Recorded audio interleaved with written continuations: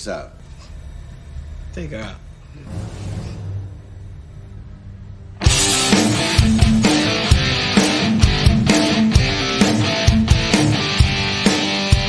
All right.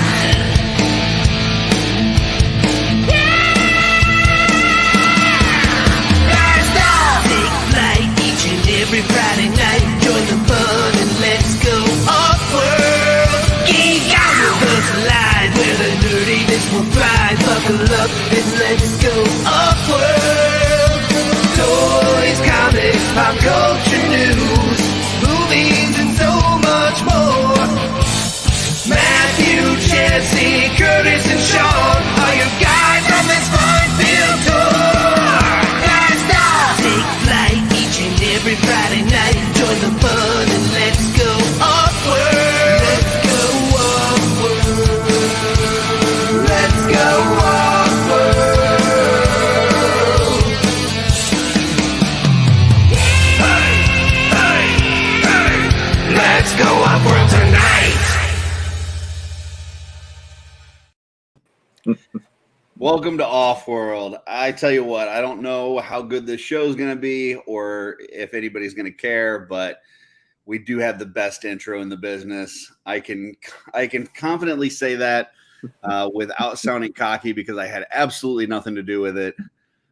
Excellent vocals by Jeremy DeWitt, visuals by Dooch. So how about that intro? Still gets me. You too, Sean? It's another earworm going into next week, and then next week we do it again, and then it'll be in my. It's like the eternal earworm, and it's beautiful. I wish I could kiss Jeremy every week when we play it. Simple as that. I wouldn't be surprised if people just tune in for the intro and then just say, "Okay, that's enough of these guys. I'm out of here." The funny thing was, I saw the viewer count, and after we hit the end of it, it went from 7 to 5, and I'm like, "Wait a minute, now we're back up to 8 again." I'm like, "Okay, all right. It's not just for the intro." Then.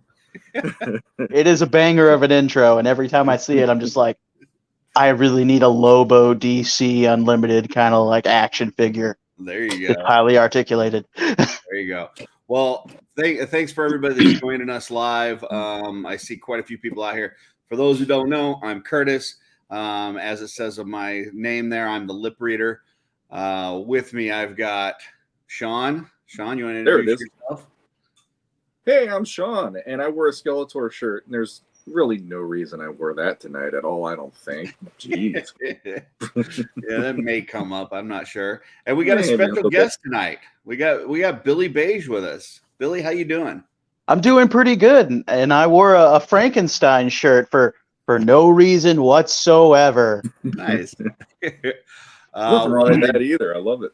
And Jesse will be joining us later. He's at D&D right now, but we've got quite a few people. So we got I have no idea how to say this. Honor you. 83. Honor you, yeah. We got JMax77. We got Joe Gonzalez, as always. Mm-hmm. Got Thanos Copter. Dork Layers in the house. Kevin Dufresne. We don't have Jesse here, so he doesn't have to worry about getting booted. Oh, yeah. God. No block button. Missed that. Yeah, that's everybody I see in chat. I see there's a few more folks out there, but yeah, thanks for joining us. We don't have a Dooch agenda per se, but we do have some things that we want to talk about. First of all, there's been a lot of new toys showing over the past week or so. So we're going to look at some toys, get some fun stuff out of the way, and then we're going to talk about some like fan groups online and kind of do's and don'ts for fan groups. But before that, we got to show pickups for the week.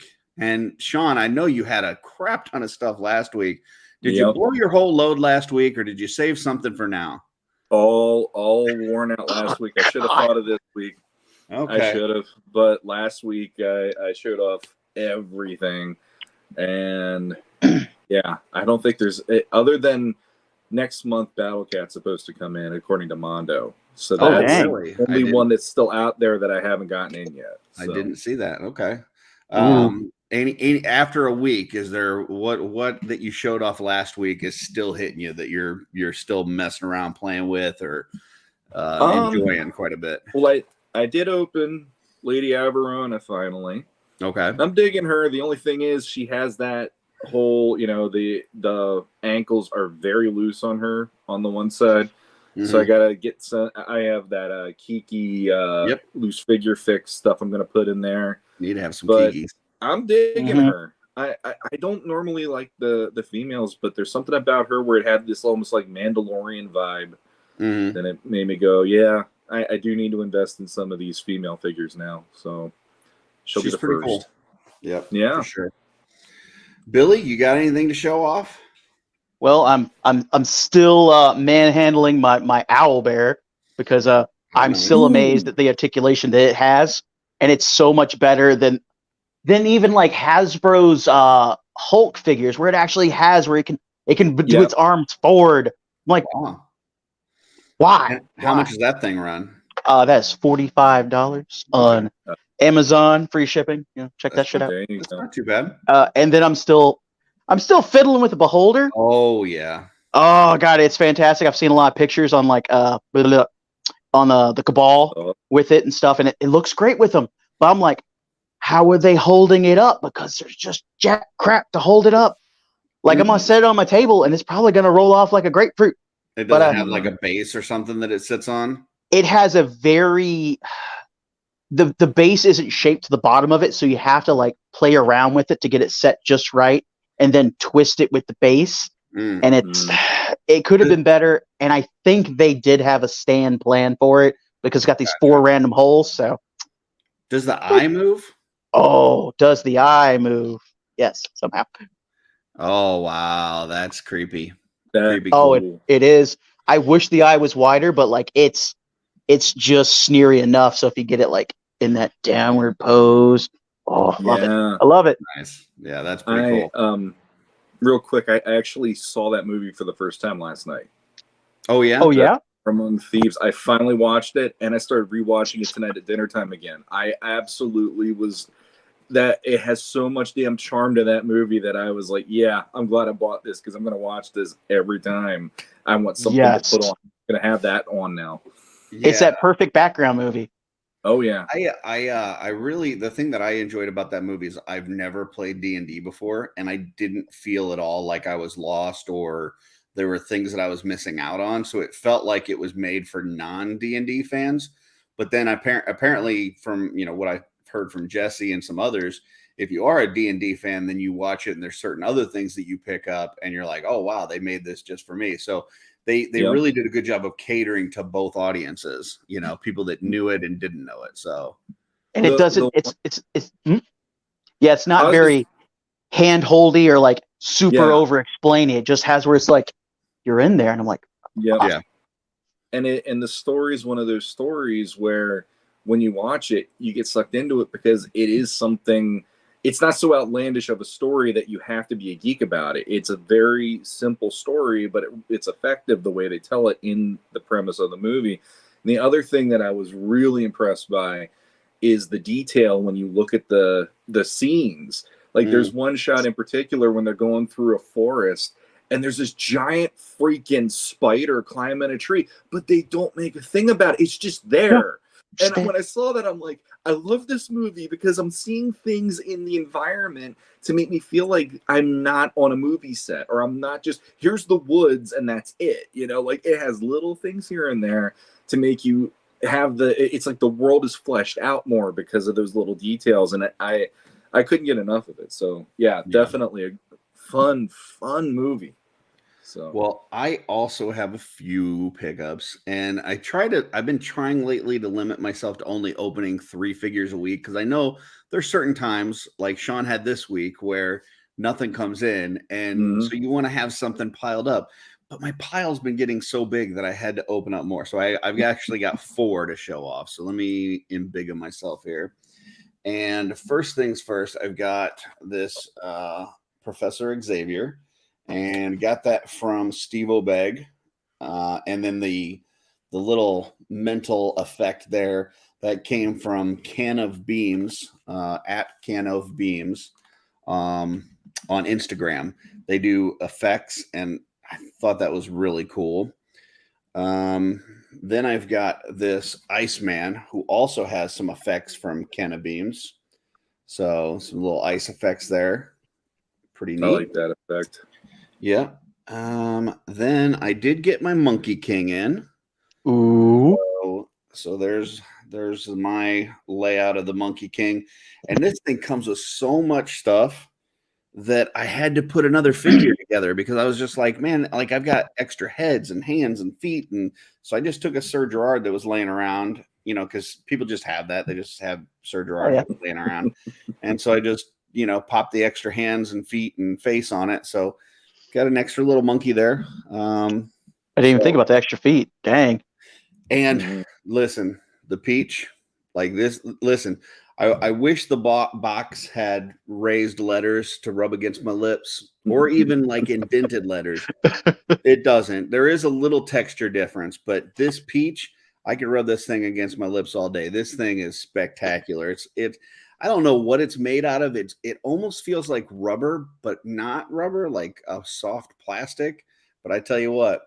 If he's not on screen, there's a chance he's rubbing that peach on his lips. That peach crack feels really good. And then the next one I've got, this is the last one for show and tell, but I think right now this is my figure of the year so far.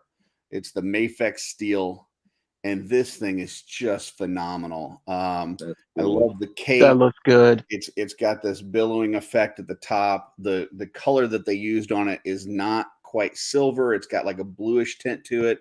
It's got like these cables that come down the leg that bends with the leg. It's like a soft cable on the outside, so it moves.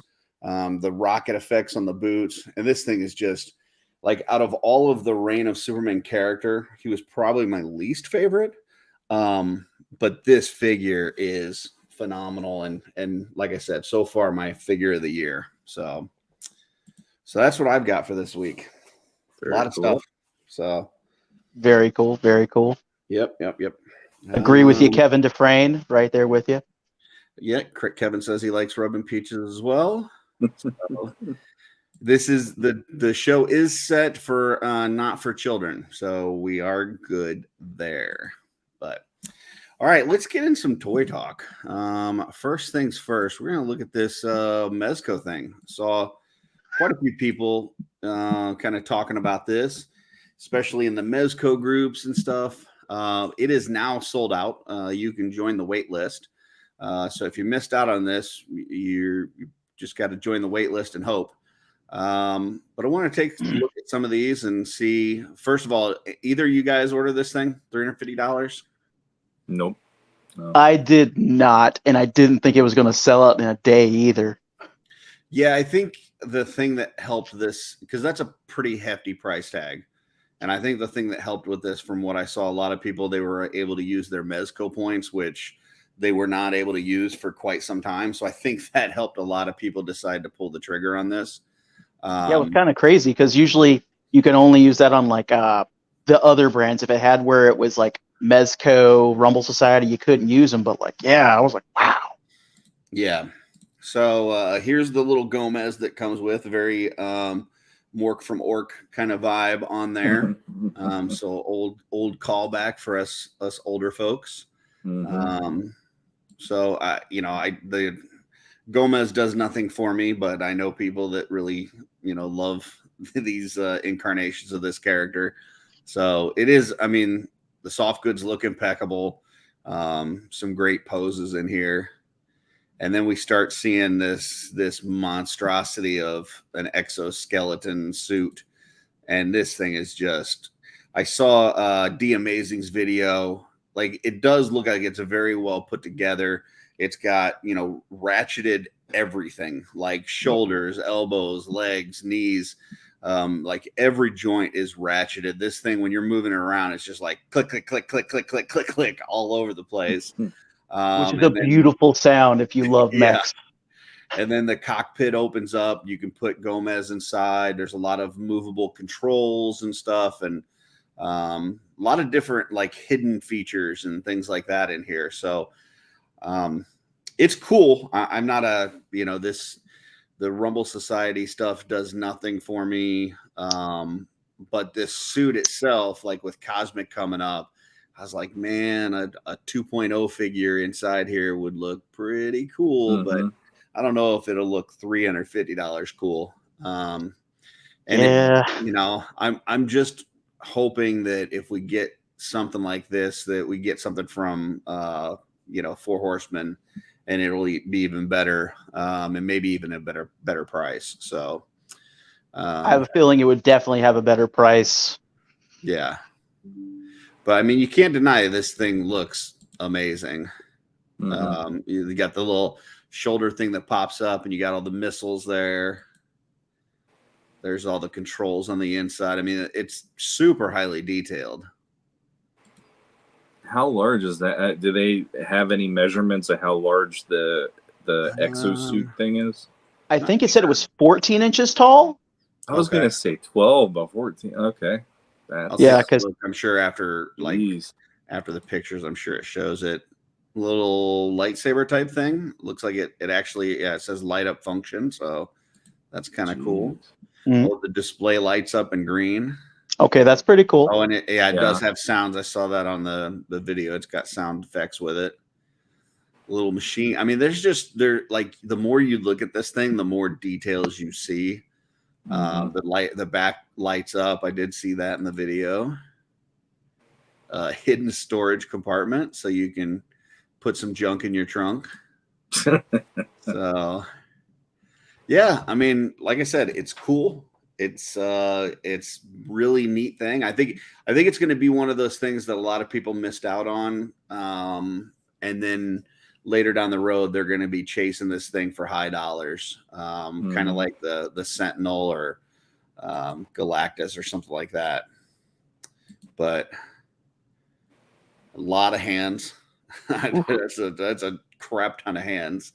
It's like a whole hands pack. Jeez Louise. I don't know what this thing is. Anybody know what that is? This orange thing? It's not a hairbrush? I don't know what that is. Obviously, this is the stand. A lot of different accessories with it, too. Jetpack. A Rocketeer jetpack, almost. Yeah. Jeez. Yeah, that was pretty cool looking. Yep, 14 inches tall. Okay.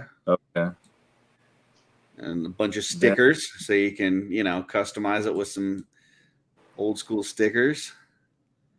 Get a comic book included. So there you go.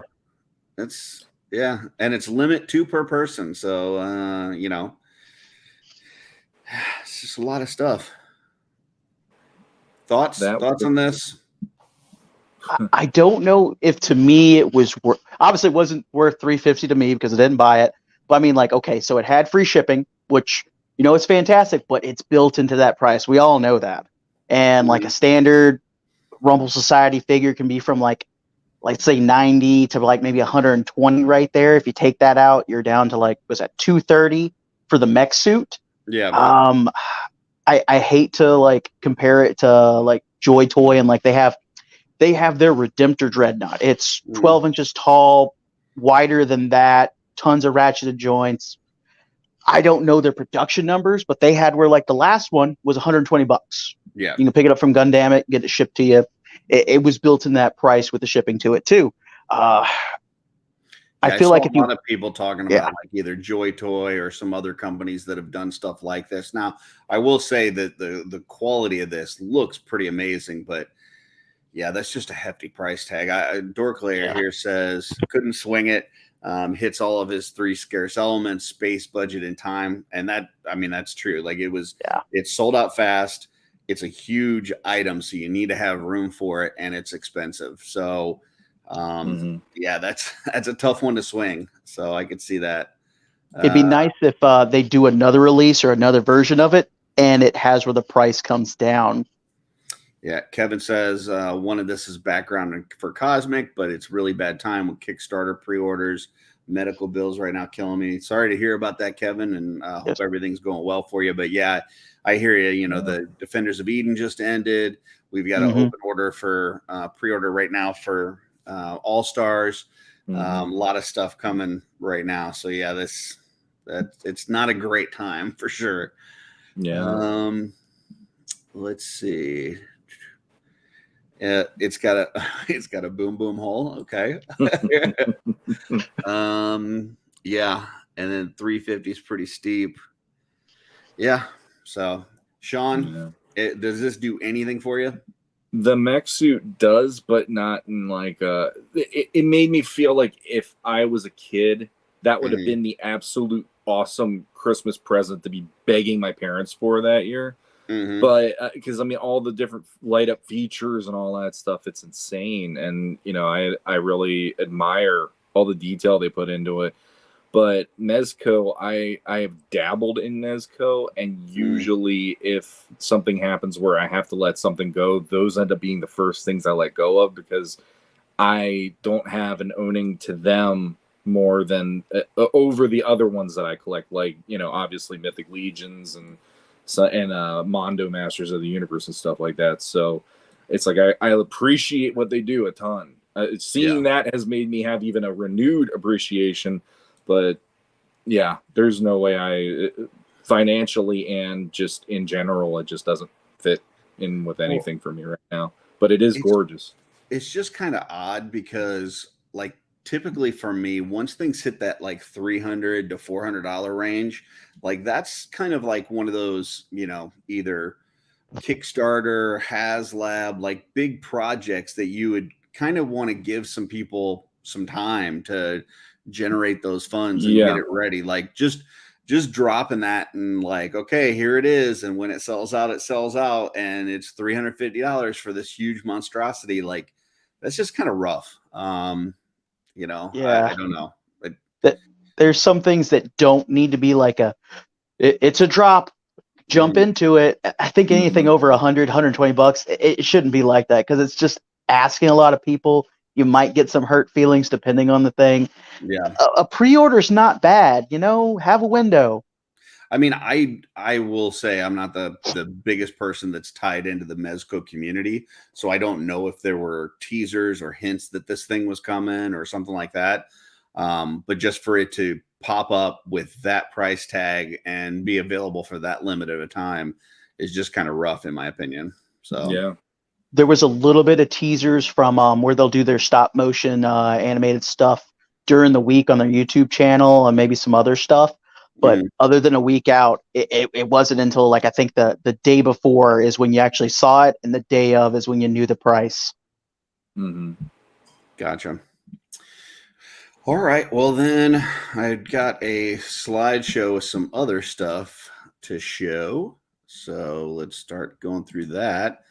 So first off, we saw this huge thing, and I'm going to show the next slide real quick, just to kind of see the scale. So this is the deluxe He-Man that we just got not too long ago. This is the Mondo Beastman. So you can see, like, he's several inches taller than He-Man. And then if we go back to this, like this is not the same buck that they've been using for the other figures. This thing is taller, it's wider, it's huge. I was really with everything that was going on with the whole Funko and Mondo thing. I was expecting like whatever releases that we got going forward, at least for a little bit, to be very play it safe, I guess. You know, using the same buck and just maybe a new head and some new accessories. This thing is huge. Now, obviously, it's not up for sale yet, and I would say it's probably going to be 5-6 months before we see this thing up for sale. But just seeing the scale of this, like this is go big or go home kind of territory. Absolutely. Yeah. It's kind of amazing just seeing like there's so much sculpted detail in that hair.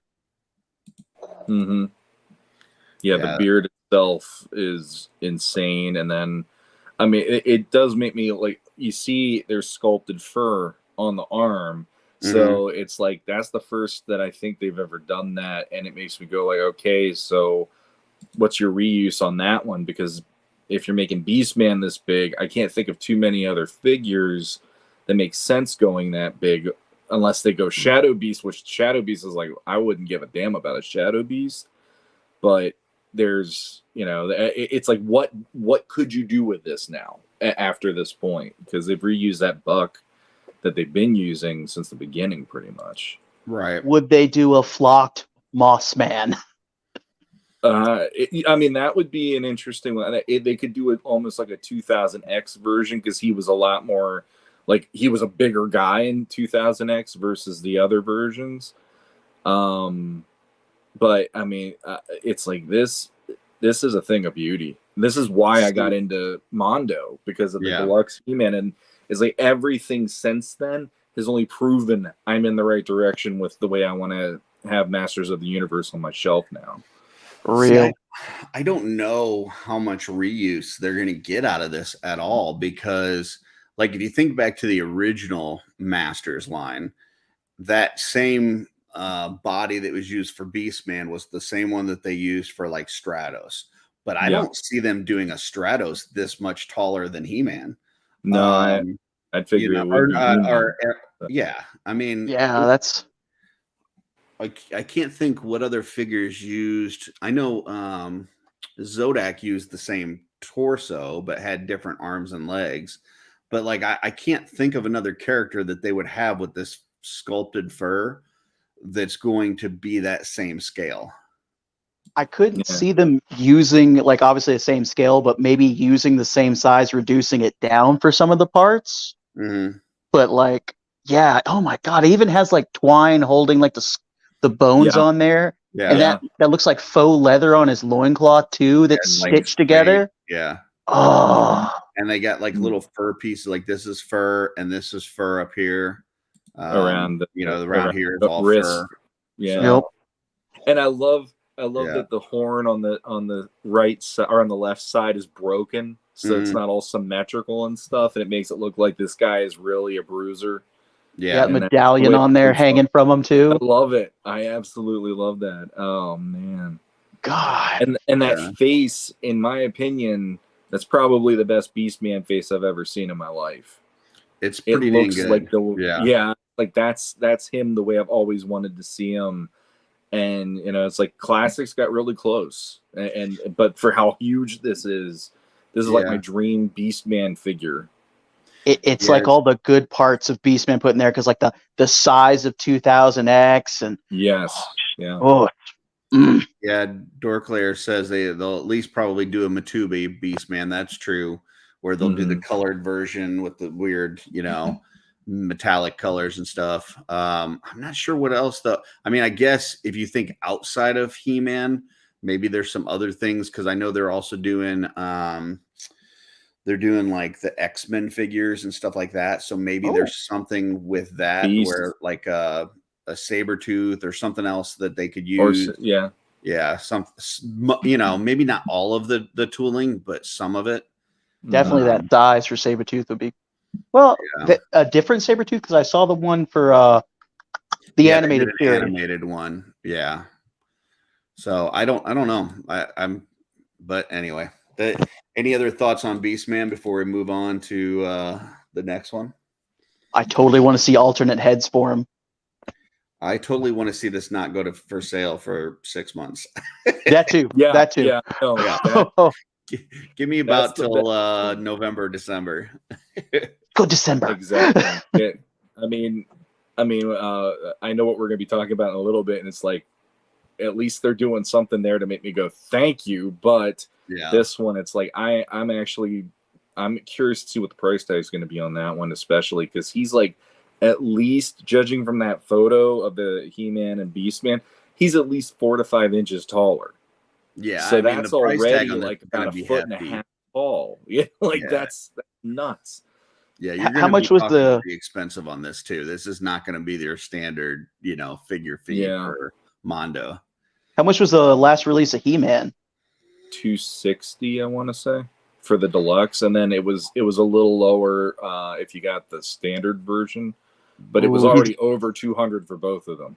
So, he's got to tip over 300 for sure. Yeah, I would say 350. Jonathan, everybody's entitled to their opinion, but yours is wrong. So this guy is awesome. There's nothing unappealing about this guy. Is it because he looks like he should smell bad? Is that it? I think Beastman should smell bad. Approach the Battle Cat price. He thinks it'll be like $3.99. I don't know if it'll be that high. I think Oof. $299 is kind of what I'm thinking on this. Mhm. But we'll see. Like I said, I hope it's not for several months though, Yeah. because then they also showed us the Panther figure. So we've already got Battle Cat on the way. We've got those orders in, and here we see Skeletor on Panther with the big curly Q helmet there. I know they've got several different head options for that as well. Yeah. I think I've only got 2 pictures here that I saw of this because they just had it standing on display and didn't have the other head option. So, but thoughts on this one, Sean? For me, that Skeletor, especially after the reveal, I mean, they didn't do a reveal today, but they did the legit. Here's the information for the pre-order, and seeing some of those photos that they're, I really feel bad that I don't remember his name. It's he's on Instagram, and unfortunately, I can't think of his name. But their photographer takes photos that are just amazing. Every time that he does these figures, it's gorgeous. And that Skeletor with all the different bells and whistles he comes with, and then if you also see him on that Panther, it's like probably one of the greatest things I've seen all year so far. Joe says if Panther turns his head, Skeletor's going for a ride. Yeah. Those horns might knock him off. Yeah, that's true. For real. This is another one that I hope, because the way that they're teasing Skeletor, I'm guessing we're getting that fairly soon, like really soon. Like I wouldn't be surprised if that's this upcoming week. Well, do you know or not? Because I don't. So the pre-order, I actually did a post on our Legendati group earlier. Okay. So let me grab that. I was getting all the pictures and I did not read anything on it. So all right, no problem. I got you here. Let me okay, here we go. So the pre-order for the Deluxe Time Skeletor will be available from Tuesday, June 20th at 12 noon Central Time until Friday, June 30th. Oh wow. 11:59 Central Time. So you have a 10-day window, rather than a 2-day window, which is what they did for the He-Man and the She-Ra when they released them. Yeah. And the beautiful part about this is it is like He-Man. You get regular Skeletor, Battle Armor Skeletor, Dragon Blaster Skeletor, and they even throw in the Terror Claw Skeletor hands. Yeah, we're gonna look at that. So before we move on to the Skeletor, though, any other thoughts on the Panther, like other than give us some time? Give us time. I really want to recreate this because I would have never seen something with ram horns as its headpiece and said it looks majestic, but it looks freaking majestic. Okay. So Skeletor. So we got this initial teaser, which was kind of the Skeletor cool photo. And I lightened this up because initially it was like super dark and you couldn't see the details and stuff. And then we've got these 3 looks over the side. But today we got this photo. So this is what you were talking about, Sean. Yes. So we've got. I jumped the gun. Sorry. No, you're fine. You're fine. So we've got an initial Skeletor look, which the head does look different than the one that we've gotten. So we've got a new head sculpt here. We've got the vintage head sculpt. Then it's got a couple different skulls. I know one of them is the Akala one looking. Mm-hmm. The other one is more of a, I guess, realistic skull. You would call it. It doesn't have the yellowish tint to it, with a hood that goes for those. So you've got your standard head and then the hood with these 2, and then the vintage one that nobody ever uses, but it's cool that they throw in there. Then you've got your Dragon Blaster stuff, and you've got your battle armor, and this is all I thought we were going to have. But then this is the exclusive. So you got the 2 extra heads and the Terror Claws. Which that's just an amazing set there. And my thought on the original Skeletor, I thought the body was great. I love the cape, the arms, legs, torso. I wasn't sold on the head. The head is a little long for me. I eventually got it just because I wanted to get into I think when Merman came out, I was like, okay, this Merman is too good, and I had to go back and get the other ones just because I didn't want to not have He-Man and Skeletor. But this Skeletor is way better in terms of just the head. The rest of the body, I think, is very similar, but the head definitely is much better. Absolutely. That I was never a fan of the original heads for either He-Man or Skeletor, and this one this one looks right to me. And the fact that it's also the soft goods for the hood and the cloak, I really dig that. But yeah, I was just completely, the minute I saw the Terror Claw hands, I was like, son of a bitch. Like I love that they did that. And there is a part of me then that it's like the OCD kicks in, and I'm like, are they going to maybe do like an accessory pack where we get the Flying Fist He-Man armor maybe one day? That'd be kind of fun. Not that would be something. I've never been a huge fan of that version, to be honest. I've always been more classic version or battle armor. But the one thing that I was really happy about too is when they showed the first one that you had, where it had the 3D renders right here.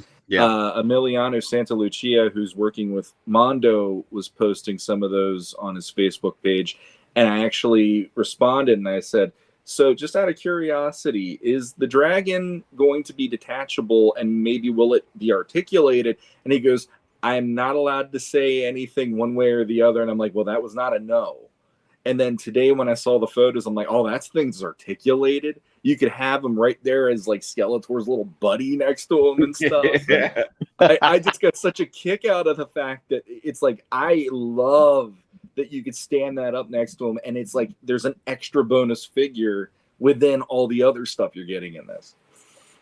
Yeah, I mean, I'll be honest, the Dragon Blaster does nothing for me. I did not care about that figure when I was a kid. It's never really done anything for me. I do appreciate that it's articulated and it's actually like its own little figure, which is really cool. But this is what I'm pointing to it as if you guys can see.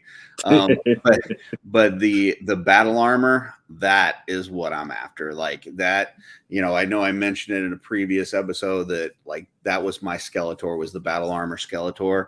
And I think this looks phenomenal. So I'm really excited about that. I wanted to pass on this just because I've just gotten hit with some other expenses recently that weren't expected. I got a special assessment for my homeowners association for $2,500 that hit me out of the blue, which kind of sucked.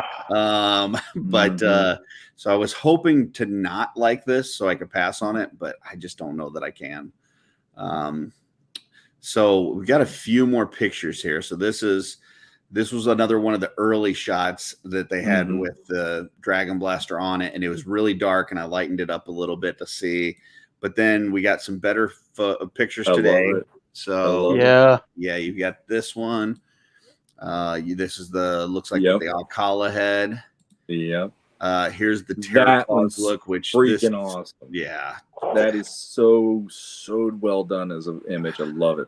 They look fantastic. Yeah. Oh my god. Yeah, that's really cool. And then this does it for me, right? That's all I needed to see was that torso right there. So that's and really, if I knew somebody that was getting that Skeletor and not going to use the battle armor, I would honestly probably go in with somebody just to get the battle armor, and they could keep everything else. Battle armor looks so good. That's all I really want out of this is the battle armor. But that head is kind of cool too.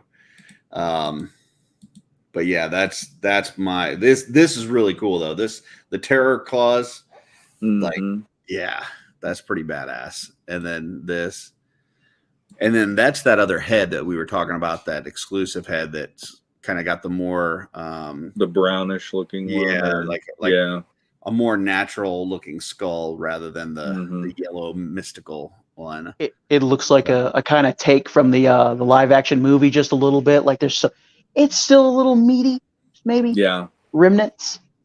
Yeah. Jay says, shall not pass. Yeah. I don't know that I can. I wanted to save some money here, but J-Mac also saying full wired cape. I believe so.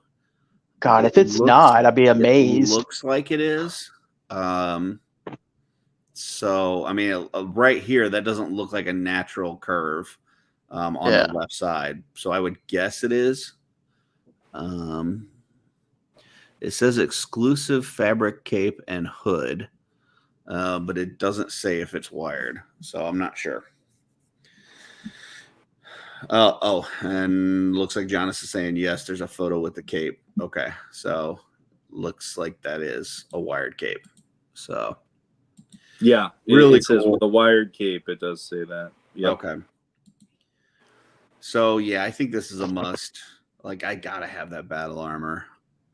I just love that bat symbol, and then the armor that goes around it always felt like very post-apocalyptic, like Mad Max, like I don't know, just totally evil.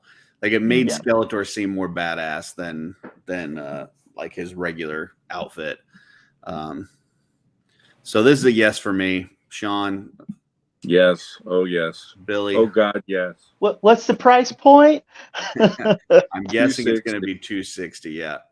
260, just like He-Man. Maybe I can find some place to sell some plasma. Here's I've been my doing thing. Hey, yeah.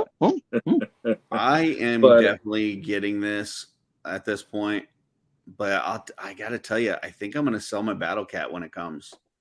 Yeah. I don't know that when I'm thinking about the space and which things I want to have, like if I need to start, I just don't know that I need a Battle Cat, because if you have Battle Cat, you probably have to get Panther. And I don't know that I want to pay another $400 something for Panther. So I don't know. It depends. Like to me, at least, I'm not going to end up being a completist on the line. But they're throwing all the ones that I want right now at me. That's the hardest part.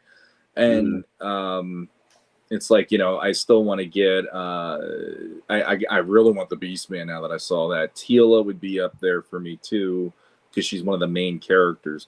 But if like Panther, I actually would like a Panther just because I'm getting the Battle Cat.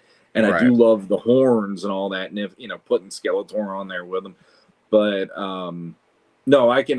That would be a huge shelf space eater. I get that completely. Yeah.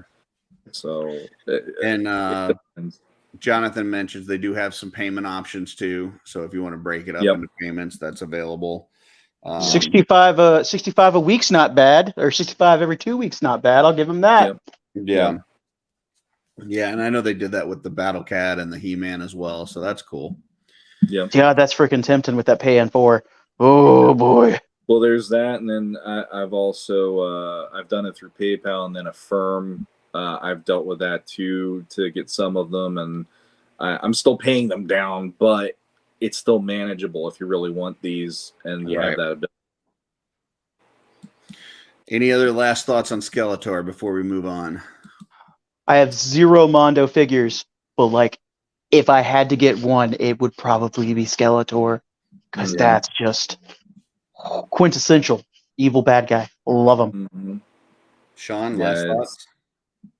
I mean, if it won't ship this year, so I can't say it's figure of the year, but I am just like, I'm still in awe that this is what they gave out of, like this is deluxe. Yeah. It lives up to the name 100%. It's freaking amazing. It's one of those figures that I could see myself getting and putting it one way, like putting it in one configuration, and then every so often wanting to change it and throw the Terror Claws on there or throw the different head on there, just to get a different look out of it.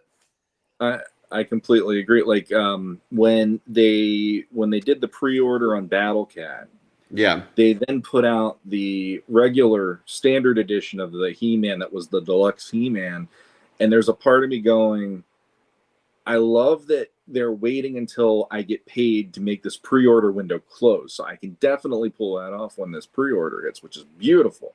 Do I do 1 or 2 is my question, because I really would love to have 2 and then have the battle armor with one, and then have the regular one with another one, and then one of them could be on Panther without me having to ruin the spot for him on the shelf, you know.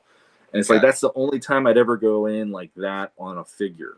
But yeah, I'm so happy at that 10-day window at least. Yeah. Christo saying He-Man, Battlecat, Skeletor, Panther, Beastman, and Hordak, and hopefully done.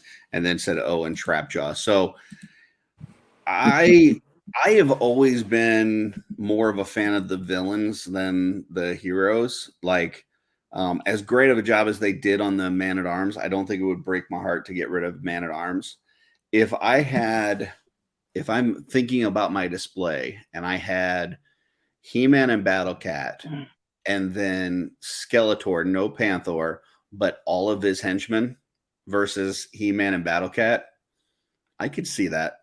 You know, nobody else. He-Man doesn't need anybody else. Just him and Battlecat versus Skeletor, Merman, Trapjaw. Give me a Beastman. Give me a Triclops. I think I'm good there. Maybe an Evelyn. And yeah, call it a day. Yeah, so see, I'm one of those people where I love both, and it's hard for me. Like the villains in the line are so iconic, but then there's also a lot of fun with a lot of the good guys. So it's like I really want Beastman, but at the same time, if they also go, hey, by the way, here's what we're going to do with Fisto, well, then I'd be like, you take my money again, because Fisto's my second favorite guy next to He-Man, and he's like tied with Manny Faces. Manny Faces is another one. Ram Man is another one.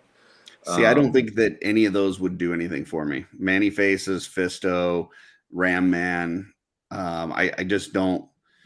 I could be wrong. They could put something amazing out there, and I'd be like, oh, I got to have this. But like just initially thinking about it, I don't know that I would need any of those. Now, because I'm such a Cosmic Enforcer guy, I definitely would need a Zodak if they put one out.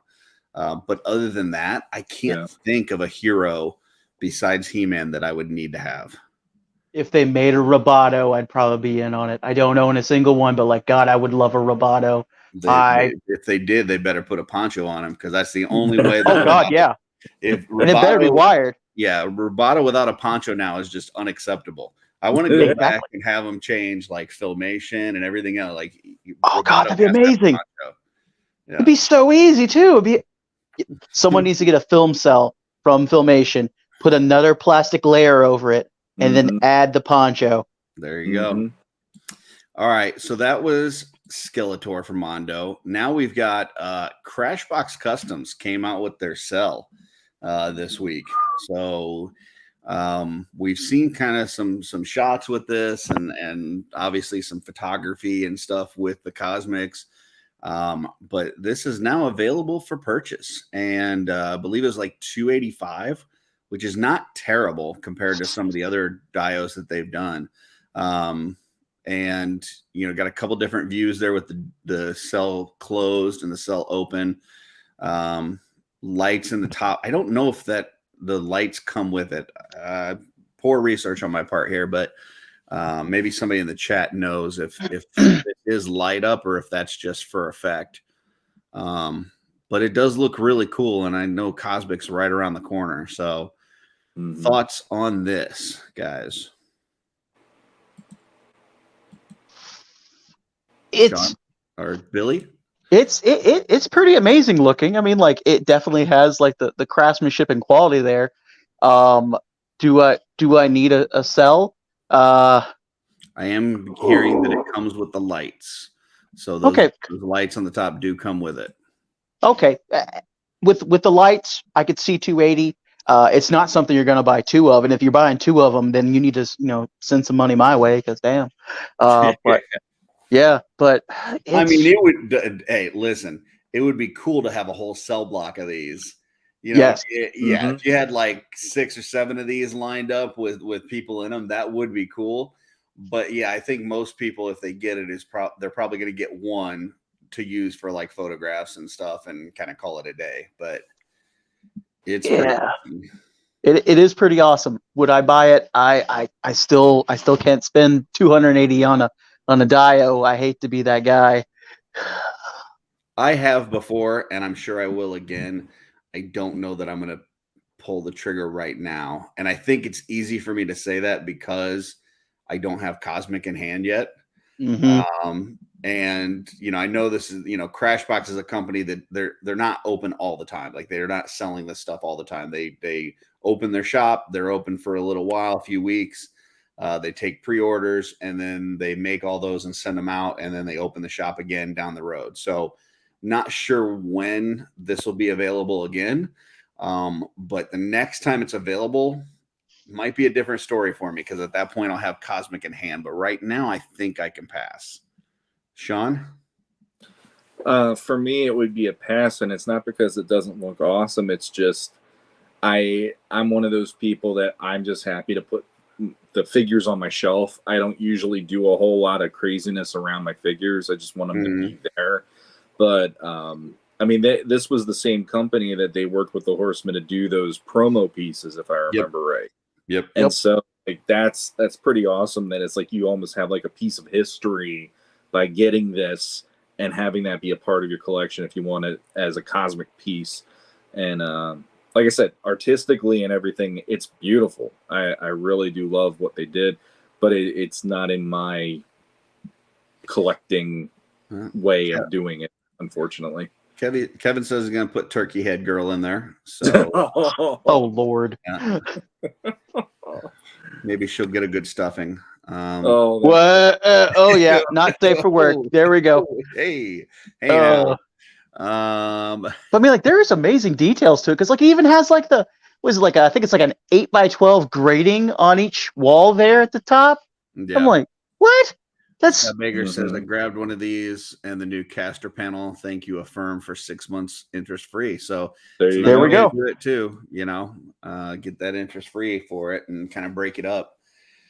I mean, like I said, I've bought several things from them. I think the last, I can't remember, the Echelon 2 set that I got, I think was like $650 for so the price on this, especially with lights, is not bad at all. It's just one of those things that it's, like people were saying earlier, it's kind of a rough time with Kickstarters and pre-orders and all this other stuff going on, but yeah. Okay. Next, we've got some stuff that Billy sent us. Oh boy, is Monster Force. So, Billy, you want to kind of talk through these? Well, we got two things going on here. The one on the left is an exclusive that's up right now. I believe it's it was posted on the Cabal. It's a website I've never dealt with, but they have this exclusive version of Veteran William that comes with the axe and the vest and all the parts to make him into a white werewolf, just bare fur and stuff like that. But the amazing thing is, on the right there is the Kilowog from Furry Toys, partnered with Fresh Monkey Fiction and Big Bad Toy Store, because Monster Force is their kind of like baby right there. It's their own line. Mm-hmm.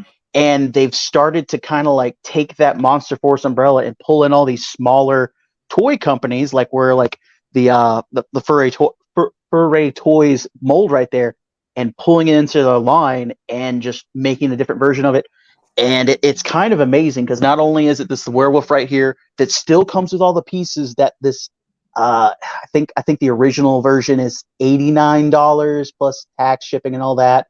I'm thinking this is going to be cheaper than that, honestly, because even the exclusive over here on the left from this website that's not under Monster Force is up for like, I think, $59 plus shipping. It's getting used enough. The price on this figure that was like almost $100 is going down. So the one on the left, is that available on Big Bad Toy Store now? No, it's an exclusive to another website. Okay. I'll have to look it up, and I'll put it on the Legend Daddy Facebook page there, and do a link there. Will be on Big Bad Toy Store. Yes, right? Yes. Okay. It's the wave 2 of Monster Force, and it's a big wave from everything they're showing right there. So then we got some other pictures. So this bad boy. Yes, they got the first one there is the Yeti. It has where it's using the Memory Toys what's it, Warlord Bear or Grizzly Bear. It's the buck for that with a new head on it. And again, another figure that had where it was like $69, $70, $80 to try to get. And I think under this, it's going to go down in price. I'm hoping. And they got yeah. Do we know what size this is? It kind of looks like a ogre scale type, or maybe just a little bit smaller. It'll be closer to like how big this owl bear is. Okay. So it's around there. Okay. It's close to ogre scale.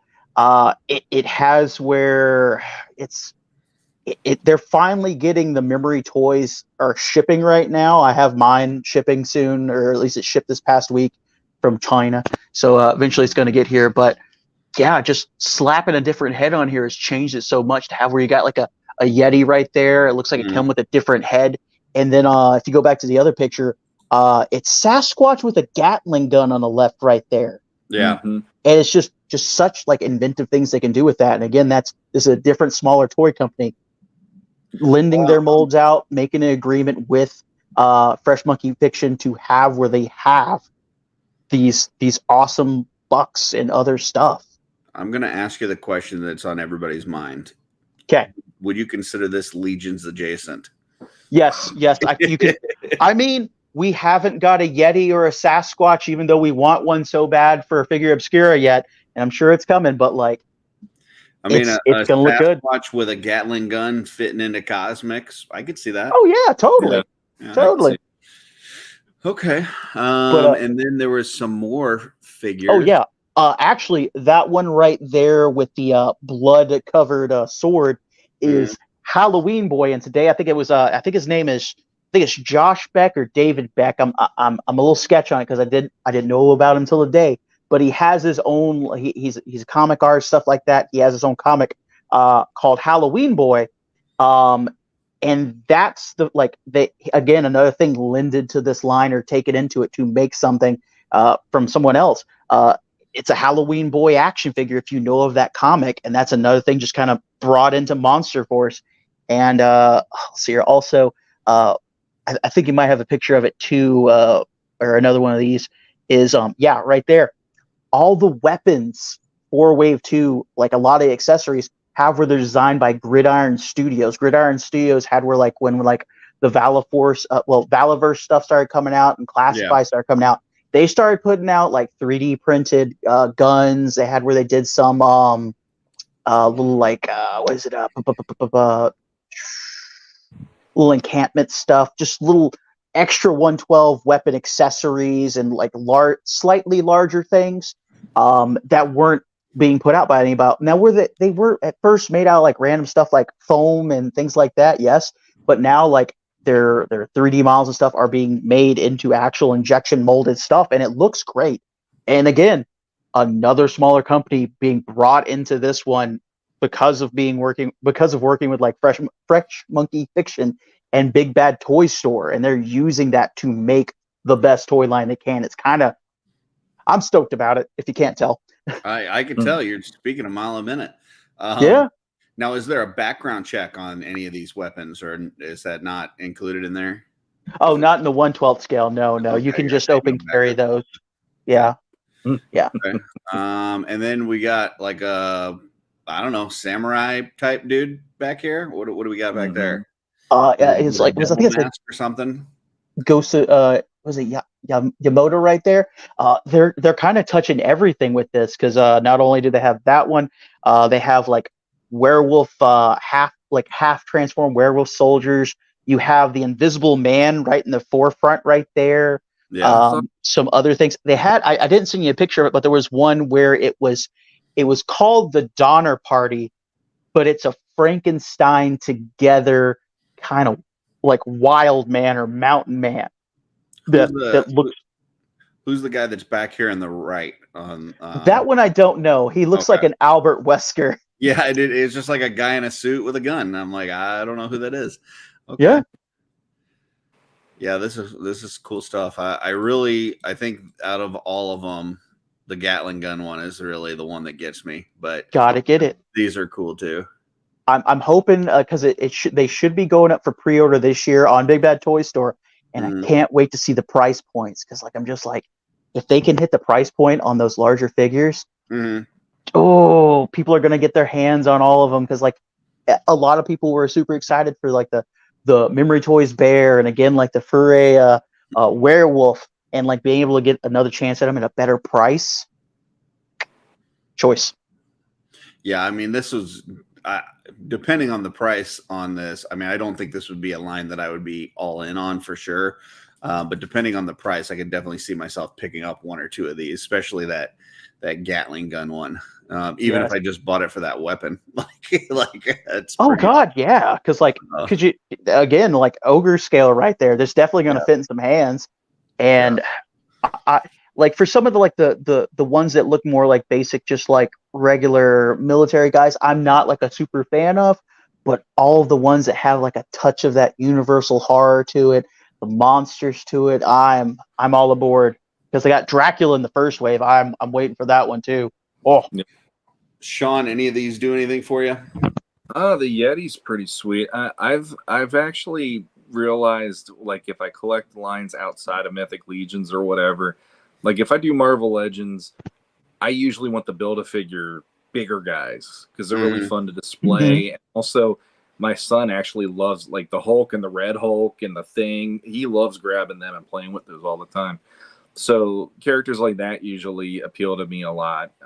So he would be cool. The Gatling gun part is killing me. I absolutely love that. And the Invisible Man one actually's got a vibe I kind of dig. He almost makes me think of like Abe Sapien from Hellboy, the way he looks. Or like the Invisible Man from League of Extraordinary Gentlemen. League of Extraordinary Gentlemen. Yeah, it's like if they had a baby, there you go. That's that guy right there. And then the Halloween Boy, I've never even heard of as a comic, so I was looking that up for a minute. Possibly, I don't really have an owning to him, but I think I'd probably let it be like Billy if they have stuff where it's like an updated version of the Universal Monsters. I'd probably want to see what they do with it, and then there's a pretty good chance I'd like getting some of these because the NECA ones that are being put out with the Universal Monsters, those really hit me in the nostalgia feels because I grew up loving that stuff as a kid. Yeah. Yep. So it's almost like this is the updated modern version if you wanted to go there. And then NECA's given you the old school. And I love that they're both black and white and color in that. And that's something that maybe they want to consider for this at some point, making it have that vibe or something and doing a repaint version for some of them at some point. But remind me when Jesse gets on to ask him about Halloween Boy, see if he is familiar with that comic. Yeah, and Joe Gonzalez, you're right. Donner Party, we're cannibals, and it's like he's made of the leftovers. Oh, that's nuts. Yeah. Nice. All right. Well, that is it for the slideshow. And then the last thing we wanted to pull up was, I know we've kind of talked about it already, but just quickly touch on All Stars. And so this is up for pre-order right now. We've got the belts pack, which is phenomenal. Love the fact that they gave us belts at a great price, $12 for these sets, with the painted rivets and the buckles and all this kind of stuff for $12, and you get all those. That's great. You got this big old monstrosity to go up against Greg's ogre. This thing is just fabulous looking. The huge back. He didn't skip back day at the gym. Look at that, man. You don't want to mess with a guy with a back that big. God, and that sword too. Oof. Yeah. You got the bone wings, the articulated bone wings.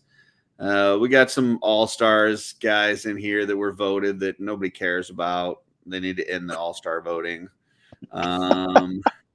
Got the horse. Where's Jesse to do the face palm? Yeah. got some new pictures on the horse now. So nice. We've got the painted helm now since last time we looked at this. So it looks like they went silver with some red accents under it. Then the front, it looks like silver with some gold. So yeah, pretty cool. Love it. That. Cool. So we got some new photos there. Got Gorthok, which I like Gorthok, but once again, voted characters. Who cares? Sir Andrew looks awesome. I know Sean loves this, especially this view right here with the flaming sword. Sold me Yes. immediately. Just amazing. That sells this character right here. So if That that it doesn't, did. the storyline does. Yeah. Sir Enoch with like all of these like soft goods, so many soft goods with the like the loin and the skirt and the torso piece, and then the cape and this awesome shield. Then you get like, I don't know, 15 million hands with him. Super value. Yeah, couple belts, couple different heads, a bunch of weapons. Like this. Oh, by the way, this is $37. Like what?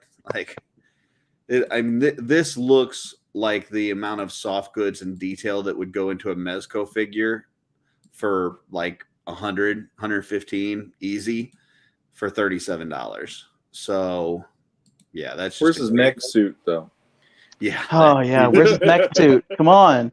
Sir Ignatius, really cool colors, but once again, voted in figure. Nobody cares. Got Scully. Like this guy's really cool looking. Got the dwarf parts. Love the torso here. The blue color that they chose for that is really awesome. These new attachments for this head that come, I've seen them down, but I've also seen them up. They kind of look cool either way. Very sharp. That guy's got a couple different head looks. I love this scraggly beard. Yes. Then this guy, I would say after Enoch, this guy is my favorite. I love this look right here. Like this makes me want to buy 6 of these guys. So it makes me sad. I bought so many like skeleton Legion builders. I'm like, man, I kind of would rather have this guy. Oh, he's so good. Like, God, yeah. I bought a bunch of that Maxilius just for the bare bones. And I'm like, man, I wish I would have waited because this is pretty cool. But only difference is that crotch. That's it. Yeah. Then we got Therasis, another awesome one. Amazing soft goods with the bones kind of sticking through the soft goods. It's got the one armored arm, the bare arm, the huge shield with the Necronominus logo.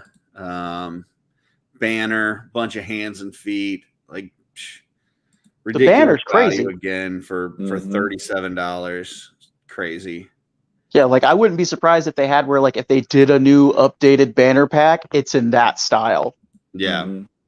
And then we've got the heads pack, which I'll be honest, I was a little disappointed because I was hoping for a knight's head pack, like some human faces to go on older knights that we have with just bucket helmets.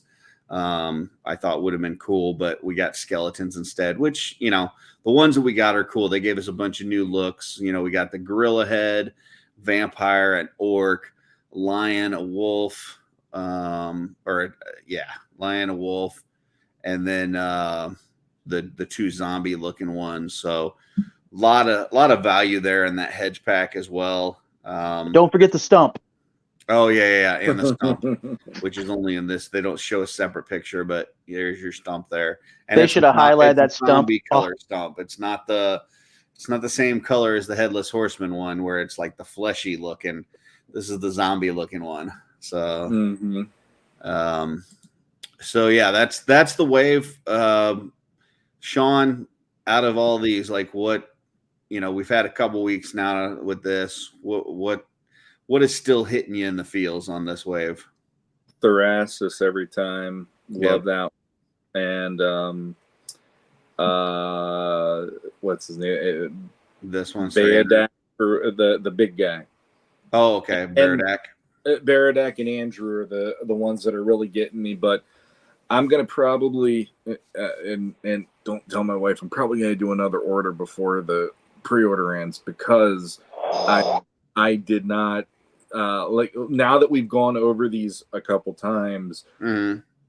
You're selling me on stuff, you bastard. Oh, I'm sorry. Yeah, I am. I'm looking at some of these and I'm going, I passed on some of these just because of the finances and stuff, but then it's like I'm also getting paid, and then that always ends up being a thing. So, yeah, I might have to do a second one because I did my pre-order right after their unveiling.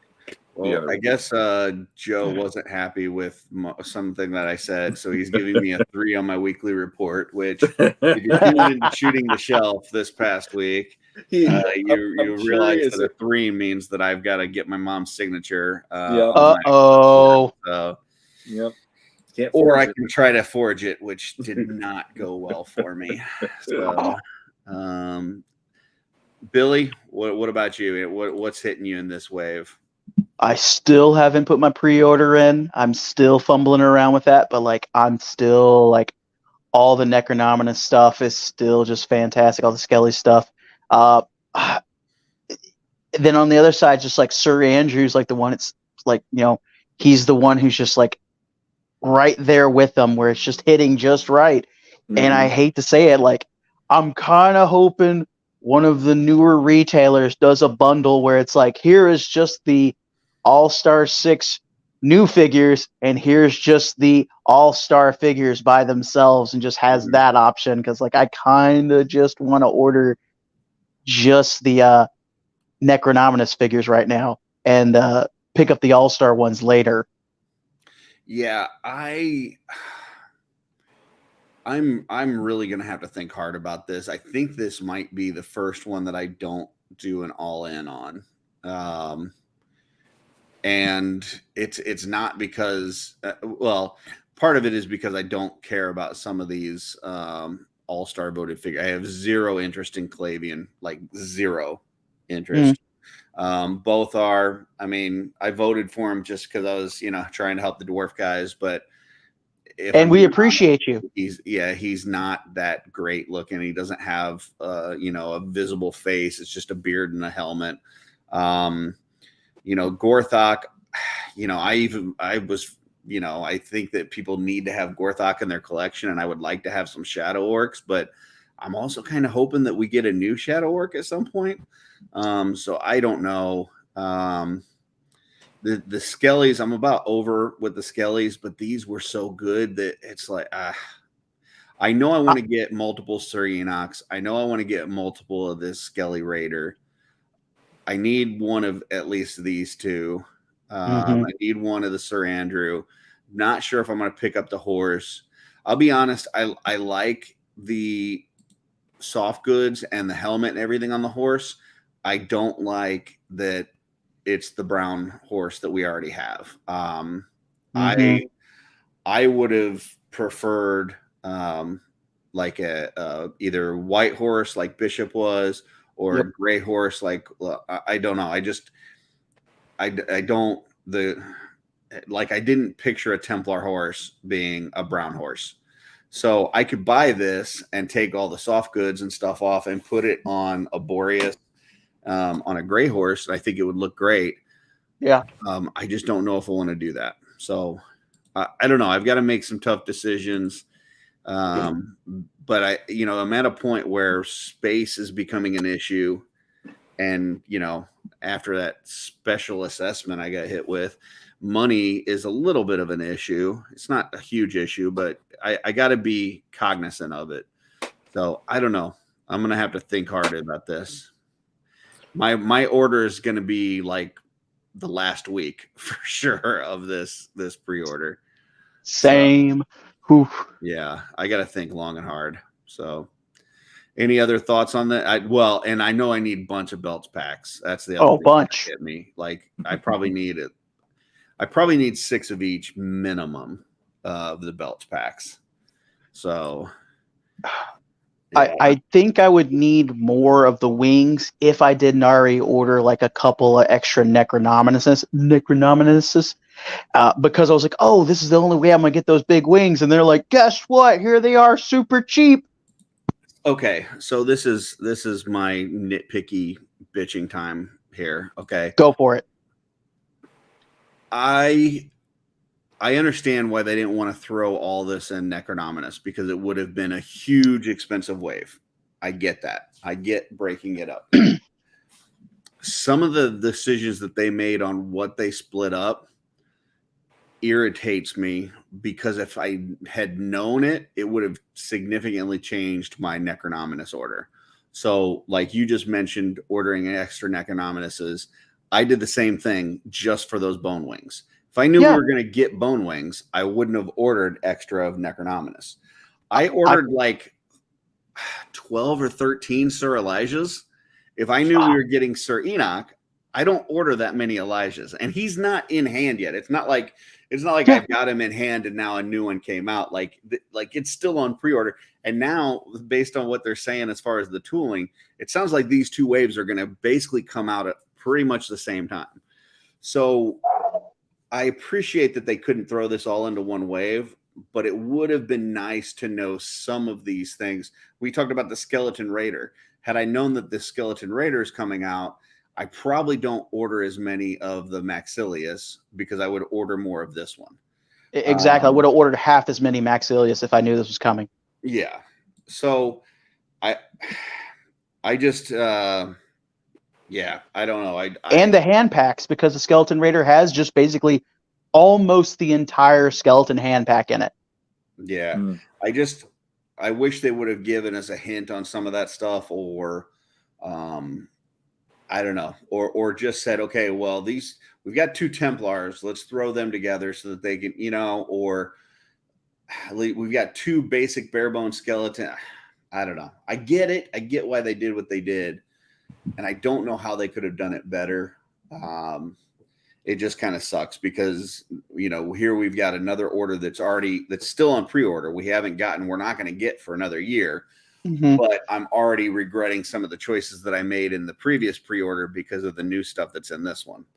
And then all that being said, it's not like I'm going to have a hard time unloading some of this stuff. Like if, down the road, I need to try to get rid of a couple Maxiliuses or a Necronominus or a couple Sir Elijahs. It's not like I'm going to have a hard time trading those, Mm-hmm. But like I said, that was just my little nitpicky segment. So yeah, they may not have thought about doing the bone wings separate at first, but I mean, like, come on, they're amazing. They're articulated. They are like their own arms instead of like how the old ones were just like one hinge joint and then like just like a pivot joint. That's it.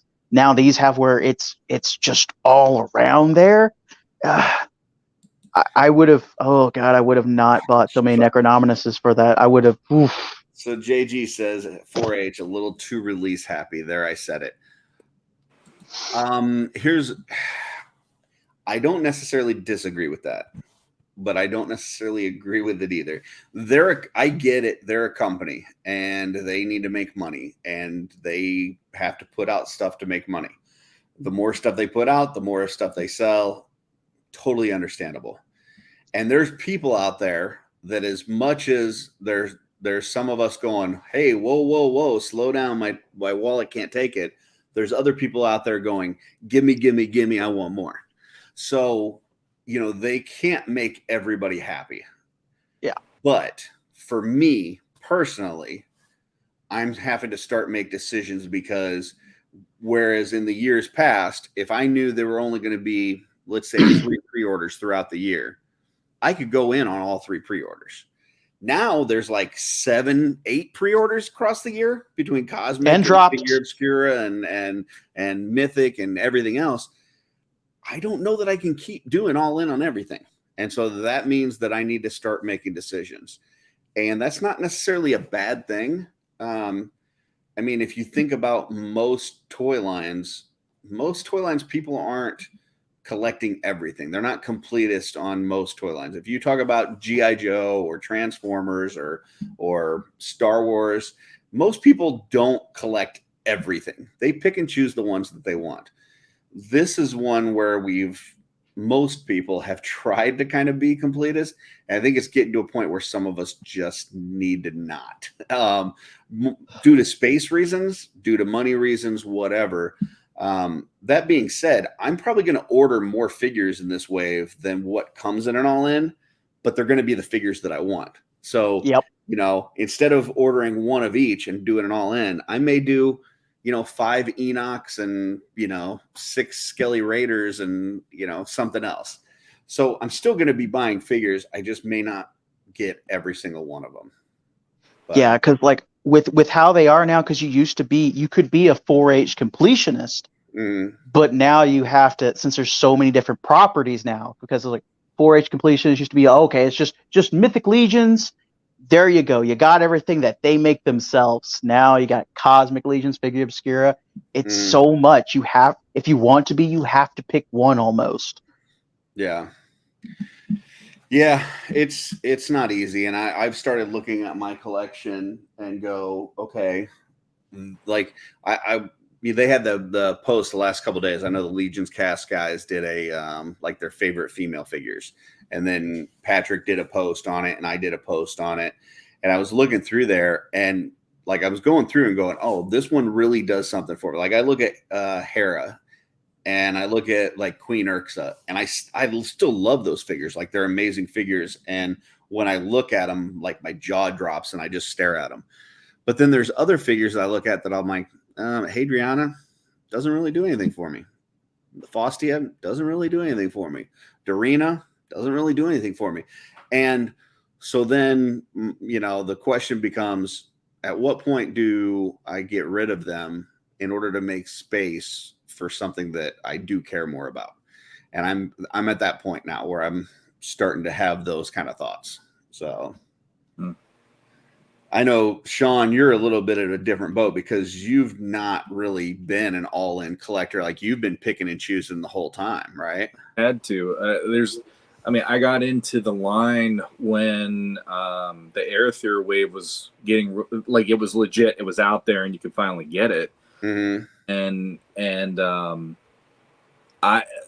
For me at least, I like being a cherry picker because any figure I end up getting usually speaks to me in one way or another versus just doing an all in. And I can understand the value of that from like hey, if there's something that you want, you could trade somebody, or hey, I can flip this and then boom, I paid for a couple of figures out of my order or whatever.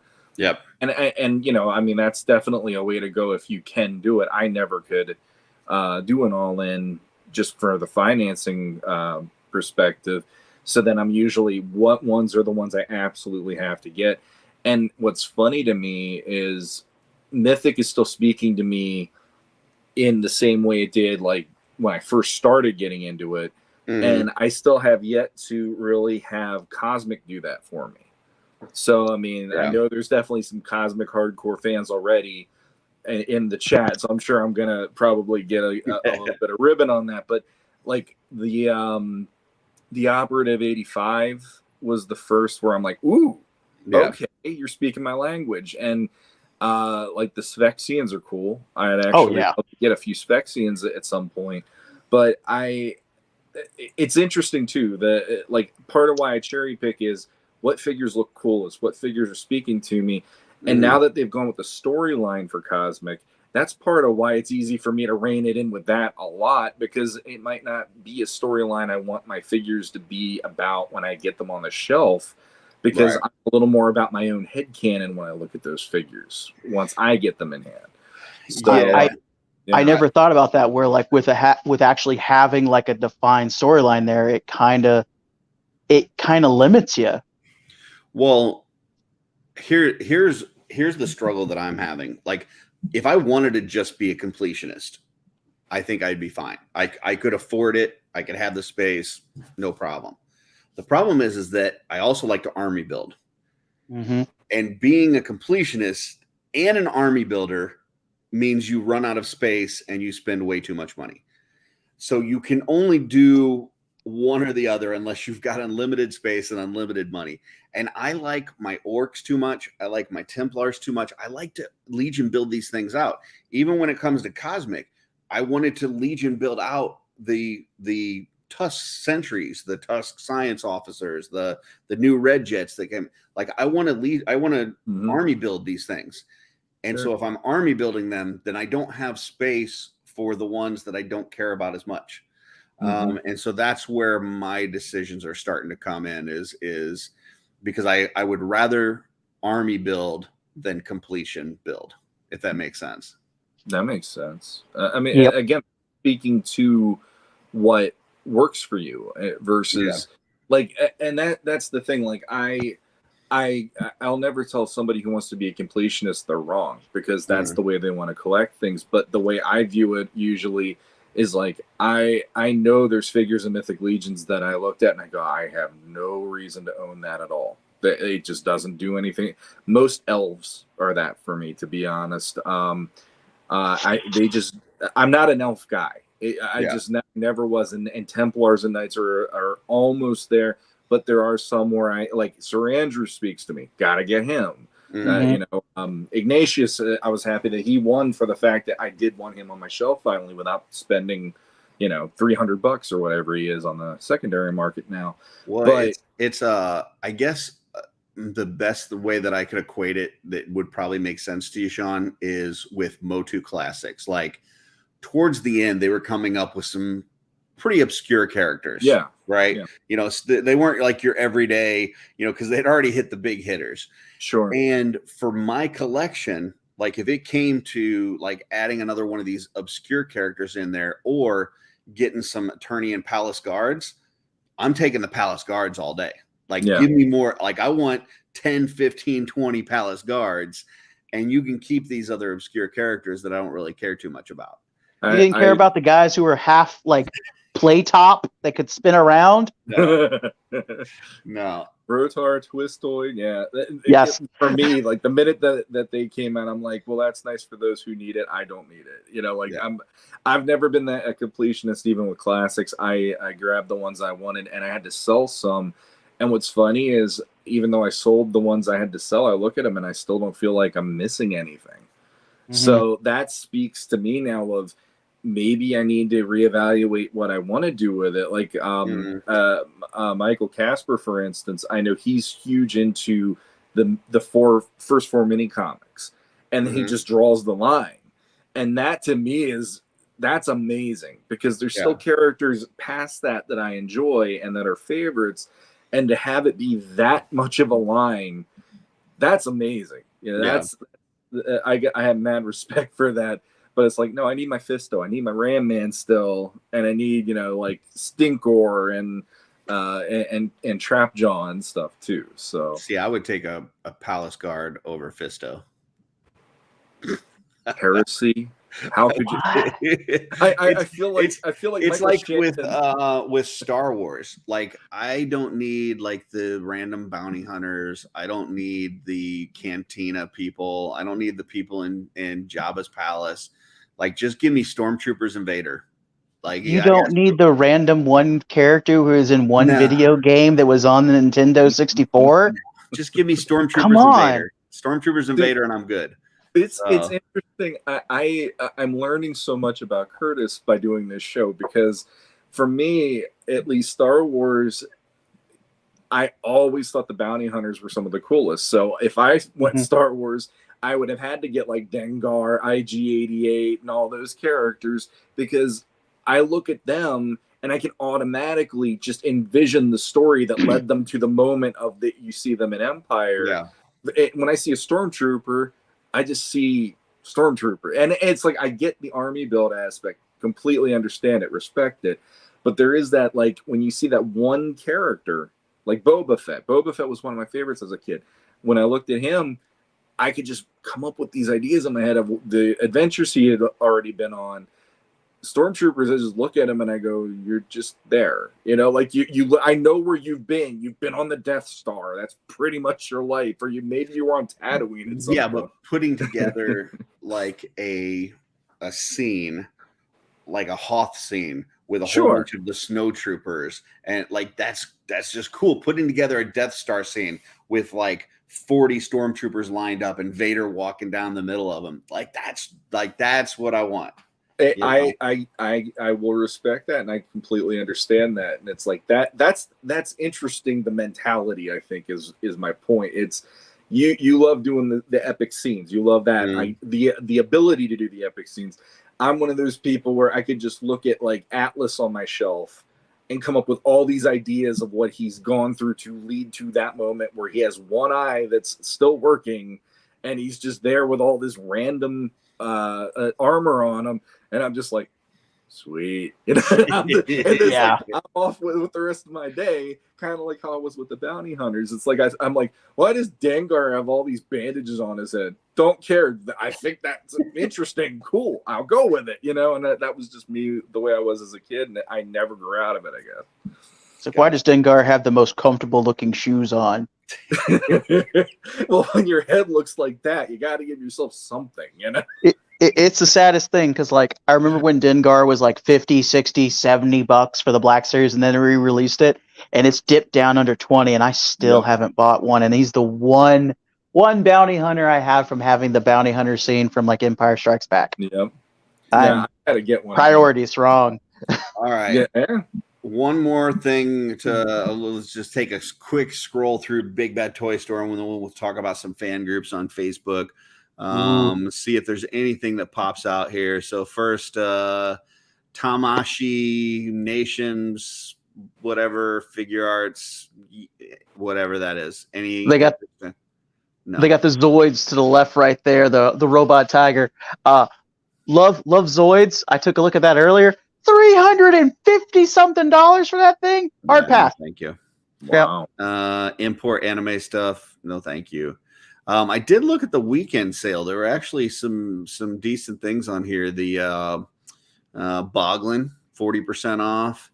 You got the Batman in there. They got the Warhammer Orcs. Oof. Warhammer. Oh yeah, at the top. Yeah. Yeah. I mean, like, that's not a bad price for them, honestly. But they're still haven't bought one. Scale, so yeah.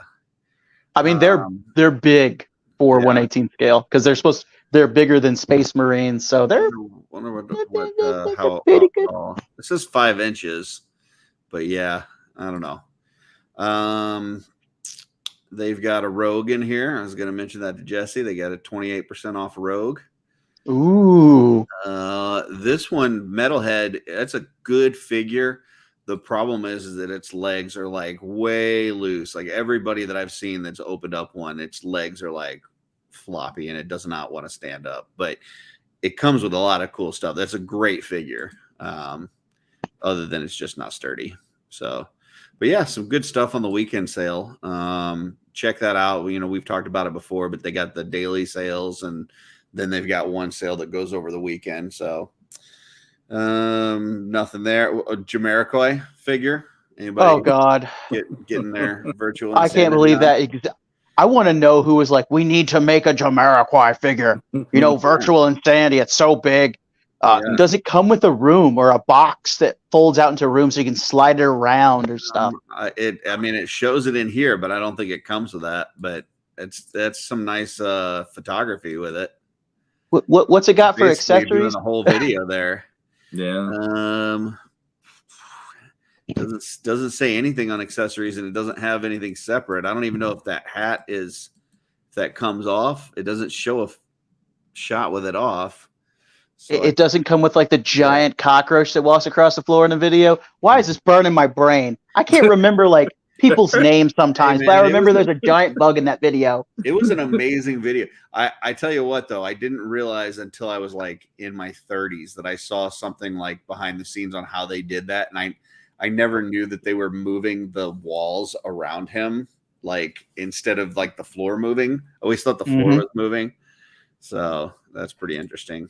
It's right up there with the Nightmare on Elm Street spinning room and Breaking 2 Electric Boogaloo spinning room. Yeah. Got some Stranger Things stuff. Star Wars 40th anniversary. Oh God, Stranger Things is still a thing? I guess.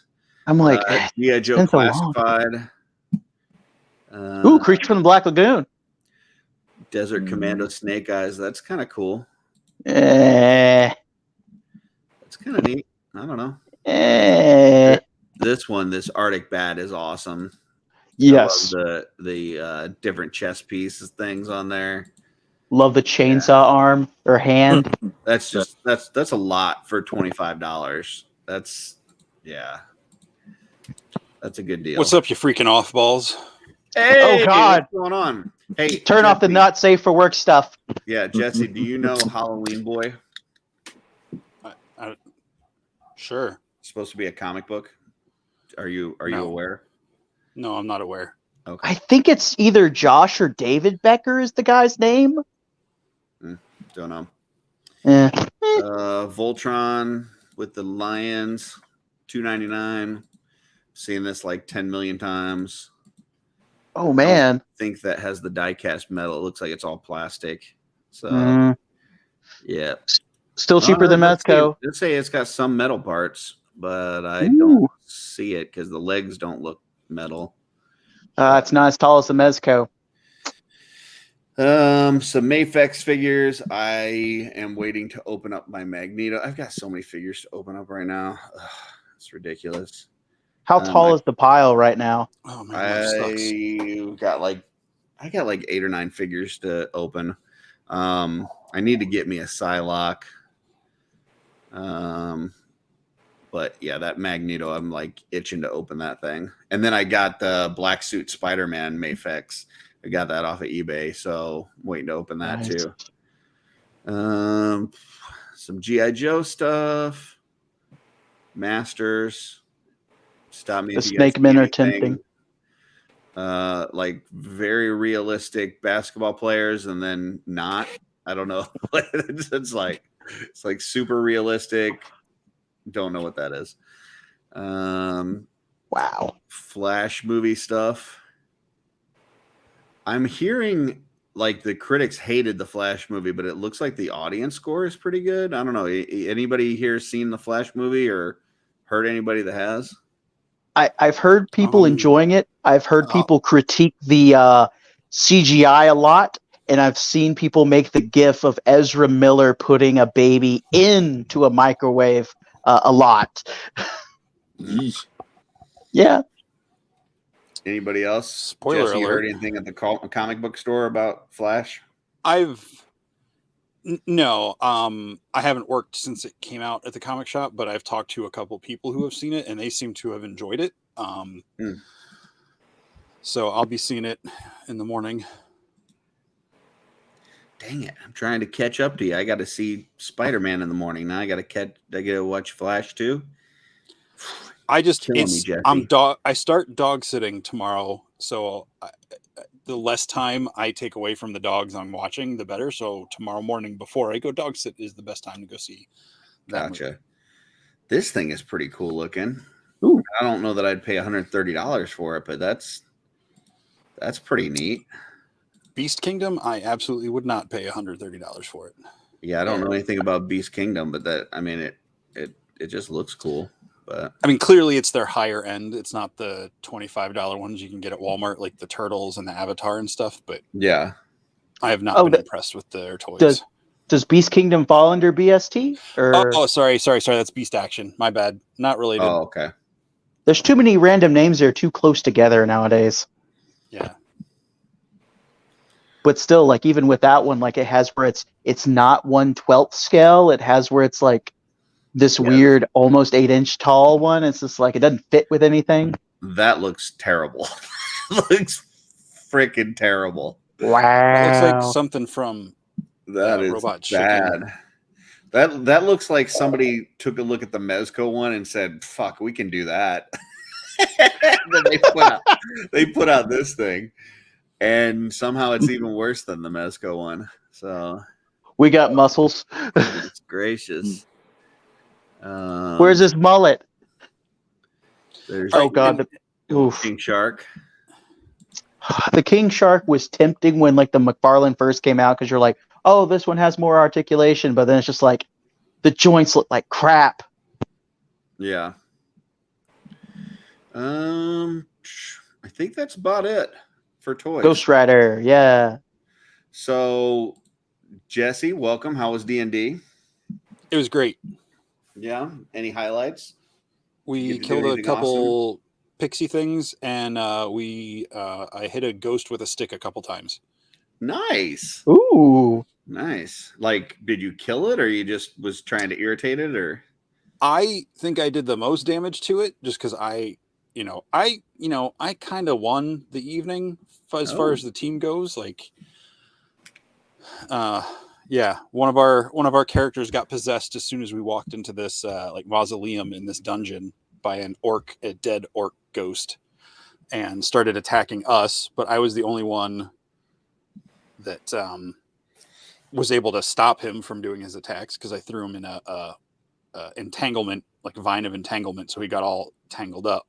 Nice. And then I knocked him unconscious, and the ghost came out, and none of us had abilities that were good against a ghost. So it came down to like 3 of us like physically attacking this ghost, and it took forever to kill it. Wow. At least you killed it. Yeah. Cool. Can you really kill something that's already dead? Yes. He busted it. He busted the ghost. Yeah. It and then we defiled its grave. That'll do it. Wow. That doesn't sound like something heroes would do. We're not heroes yet. We're, only a couple. Okay. I'm my character currently is a froglock druid, so it's like a frogman. And for half of the night I was a giant tiger, and then because you can't do magic at low levels as an animal when you're a druid, you can only do what the animal can do. I had to switch back, and my froglock doesn't have very good attack abilities, so I was just hitting him with a stick. Nice. Yeah. Well, to recap, just so you're kind of up to speed where we're at, we showed off some goodies. We went through, we talked about the new exosuit, $350 thing from Mezco. Talked about the Mondo stuff coming up. Billy's showing off his ball. Yep, his beholder. We went through the All-Stars. That's not just a beholder. That is Xanathar. It is, and he came with his fish. Listen, I know nothing about D&D, and I just said that it was a beholder. You can't give me partial credit. You can't just like chalk it up as a win. You got to tear me down. Sure, huh, Jesse? Sure I can. I was just, for the rest of the class, I was further adding to what you said. Gotcha. We talked about the Mondo. We talked about the new Crashbox Cell. And then what was the thing that you had, Jesse? The something force? What was it? Monster Force? Monster Force. Yeah. So did you just call Billy Jesse? Mm-hmm. No. Oh, maybe. It's been a long night. These guys. Have you seen these, Jesse? This is the stuff from is that the Fury from Saba? Yeah, it's from the veteran William for a werewolf, but then somehow with like Big Bad Toy Store and Fresh Monkey Fiction, they've taken like those molds and been allowed to like use them or like brought them into their line into a bigger umbrella with them. The Memory Toys Bear, and then like Gridiron Studios with their weapons and stuff they make for 1/12 scale. And then with we asked you about the Halloween Boy comic book has where they're making a figure based on that in this line. Oh, this cool. guy. So you don't recognize this guy from anything? I don't know what you're pointing at. There's 3 people in that picture. The guy with the flaming sword. Oh, nope, don't recognize him. Looks kind of like if the Gremlins from Looney Tunes merged with Green Goblin from Spider-Man. Okay. So I'm down with that. So we talked about a bunch of toys. Looks cool. Anything else that you've seen recently coming up, Jesse, that you're excited for?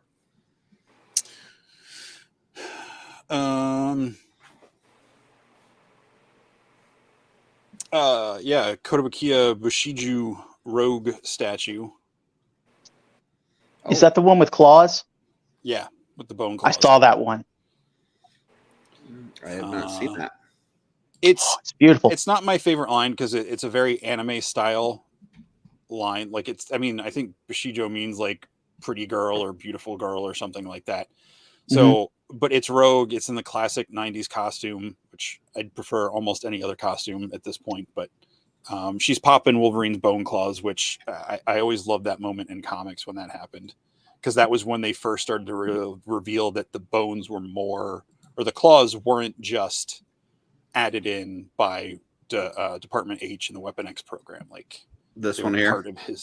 They were part of his mutation since Rogue was able to manifest them. Yeah, that's kind of cool.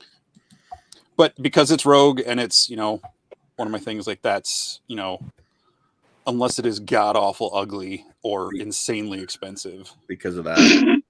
Yeah, that's Yeah. That's a weird shot right there. Like that's a weird angle. yeah.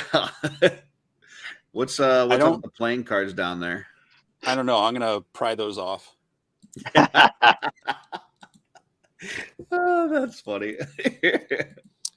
That's and then there's some there's like a line of TMNT dioramas, I think, that are Diamond Select, or I don't know if they're still calling them Diamond Select, but that look pretty cool. So there's a raft in there. There's those tubs, like the ducks. Have you seen those where it's like characters dressed up like or rubber ducks dressed up like a character? No. Yep. They're doing a line of the turtles, so there's a raft one. So obviously the main thing I'm looking forward to is Mythic and Cosmic Legions and Figure Obscuro, you know, Horseman stuff. But as far as just other things, it's very character specific at this point. Yeah. It's really getting my attention. But there's a lot of cool stuff out there. Just being picky. Alexander, I don't think he meant it that way, but I could be wrong. So. Bone claws. Gotcha. Snickety snick. I mean, when that's your power, you can call it anything you want to. So next on the Not Dooch agenda, wanted to talk a little bit about Facebook fan groups. Oh man, I was hoping I missed that part. I saved it for you because we want to talk about do's and don'ts, like things that you like, things that you should do and things you shouldn't do in a fan group. And I'll say, let me just start off with when I got back into adult toy collecting, which really was just toy collecting. we got to sit with that for a second. Hold on. Yeah. I'm a doik. And it was really just toy collecting because I was collecting vintage toys. So it's not like I was collecting, you know. Oh, yeah. Heaven. It was just vintage toys. But I remember somebody said, like, because I was trying to find certain figures and stuff that I didn't have when I was a kid, like King Randor and stuff like that from the vintage line. And somebody at the comic shop said, have you tried toy groups online on Facebook? And I'm like, I didn't even know that was a thing. Like that's how like out of the loop I was, that I didn't even know that toy groups were a thing. So they recommended a couple. I joined a few, like Motu Nation is one that I remember. And then, you know, I started getting into podcast and listening to Potu and all that kind of stuff. Then I found out about Mythic Legions and joined the Cabal and all this and that. So now I'm in a whole bunch of different toy groups and fan groups and stuff like that. And what I'll say about fan groups or toy groups is it's a great way to meet folks that have the same likes as you, that, you know, they're interested in the same stuff. You can find, you know, maybe there's people that are trading things or selling things, that are just showing off stuff, you know, that they've either purchased or customized or painted or took photography of. So it's a really cool thing to be a part of, but it can also be a very toxic place depending on how it goes. So just starting off, I'll throw out like a do and a don't. So a do for toy groups for me would be participate. Give as much as you take from a toy group, whether that's sharing pictures, whether it's commenting on somebody's post in a positive way, well, you know, liking somebody's post, whatever. Contribute would be one do. One don't, I would say, is don't go into a toy group that's specifically around one toy line that fans of that toy line are in and bitch about that toy line. Like, that's a don't for me. Like, don't go in there and bitch about that toy line. Like, and then get mad if people have an opposing point of view or they don't like your opinion on that, because they're there for a reason. Like, if I join a G.I. Joe group and start shitting on GI Joe figures, probably going to get met with a lot of resistance, because those people are in that group because they love GI Joe. Yep. So me going in there, especially as a new person in that group, and starting to shit on the line, probably not going to go very well. So just keep that in mind, that those people are there to have fun. Now, that's not to say that you can't have feedback, but make sure that it's like legitimate feedback and it's something that you can have a discussion on, not that it's, you're just crapping on it. So those would be my first two do's and don'ts. Sean, you got a do and don't for us for toy groups? Yeah, I mean, if you join a toy group, like you said, participate, maybe sharing a bit about your own self so that people get to know you as you versus just you're a part of, you're like some nameless person within the community. Because I feel like people, especially like Jesse after Legion's Con, he really put himself out there. And that brought a lot of positivity to him being somebody in the community with the different things he was giving to the community and stuff like that. And then when it comes to the don'ts, I'm one of those people where if you see something you don't like, just keep scrolling and just shut your mouth, because it's like I'm also somebody online where I eventually will snooze groups because I get overwhelmed, and I sometimes, depending on my mood and depending on what I'm going through personally, I'll see something and it can be triggering to me in a way that maybe nobody realized it was going to trigger somebody that day. So then I end up just going and sitting there and either being depressed or angry or whatever. And I don't lash out typically. I've lashed out recently, and that's only because one person really just bugged me that much. And it takes a lot to make me do that. And especially when you're doing that to a friend, that's where it got on my nerves the most. But it's like, if you see something, just freaking walk on by. It's not like it's going to affect your day if you do that. It's going to, it's going to save a lot of drama in the long run, if you ask me. Jesse, you got a do and don't for us? Circle back to me. Okay. Billy? Do make a fun, enjoyable place to be and have where you have your like own specific content. Don't have where you have it's a splinter of another group and have where you put the same stuff in every single group. Where it's like, hey, this is the whatnot group here, but I'm also gonna put it over here and then over here and then over here. You're supposed to have a spot just for that, and then you're like, no, I'm gonna put it over here too. Mm-hmm. I get tired of seeing the same stuff.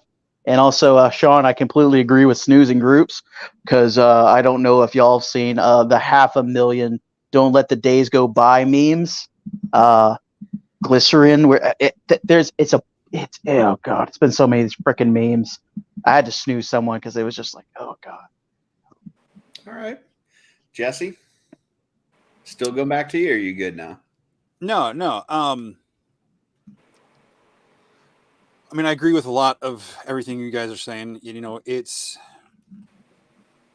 not 100% you get out of it what you put into it, but that's a huge part of it. And I would say do or don't first is don't engage with the stuff you don't want to see flourish. Like if you see people, like Sean said, if you see stuff where someone's being negative or combative or whatever, the only thing responding to that is going to spike that post. You're gonna that's like, I see posts where people are complaining about stuff and they have 120, 200 comments where people, and I don't mean me. I'm not saying like, oh, save your likes for my customs, but people who do customs or new people joining the group asking legitimate questions, that stuff gets lost because so many people are like, how dare you say this thing against the stuff that we like. I'm with you. Like, if you should be there to celebrate and like, so that's my don't engage where it's not, if it's not something you want to see get the attention, don't give it the attention. Gotcha. And I would say do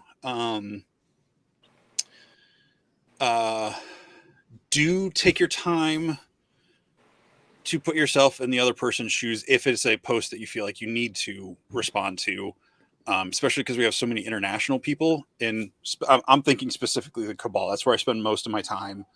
It's where I do a lot of my engagement with stuff is in the Cabal. I was in, some Funko groups years ago, and every time, like, I left them because every time there was a new announcement, it was just people complaining, like, where's this completely unrelated thing to what this day event is? Like, why aren't my Battlestar Galactica pops coming out when it was clearly going to be like a Marvel reveal or something, So coming back into it, I went back to Facebook because of the Cabal, like Sean said, and wanting to engage with the Mythic Legion community. But I think there's a lot of stuff that doesn't translate into English. I think especially America, and I'm not like blaming us Americans, but I think there's a certain skew on perspective of things that maybe don't translate the right way.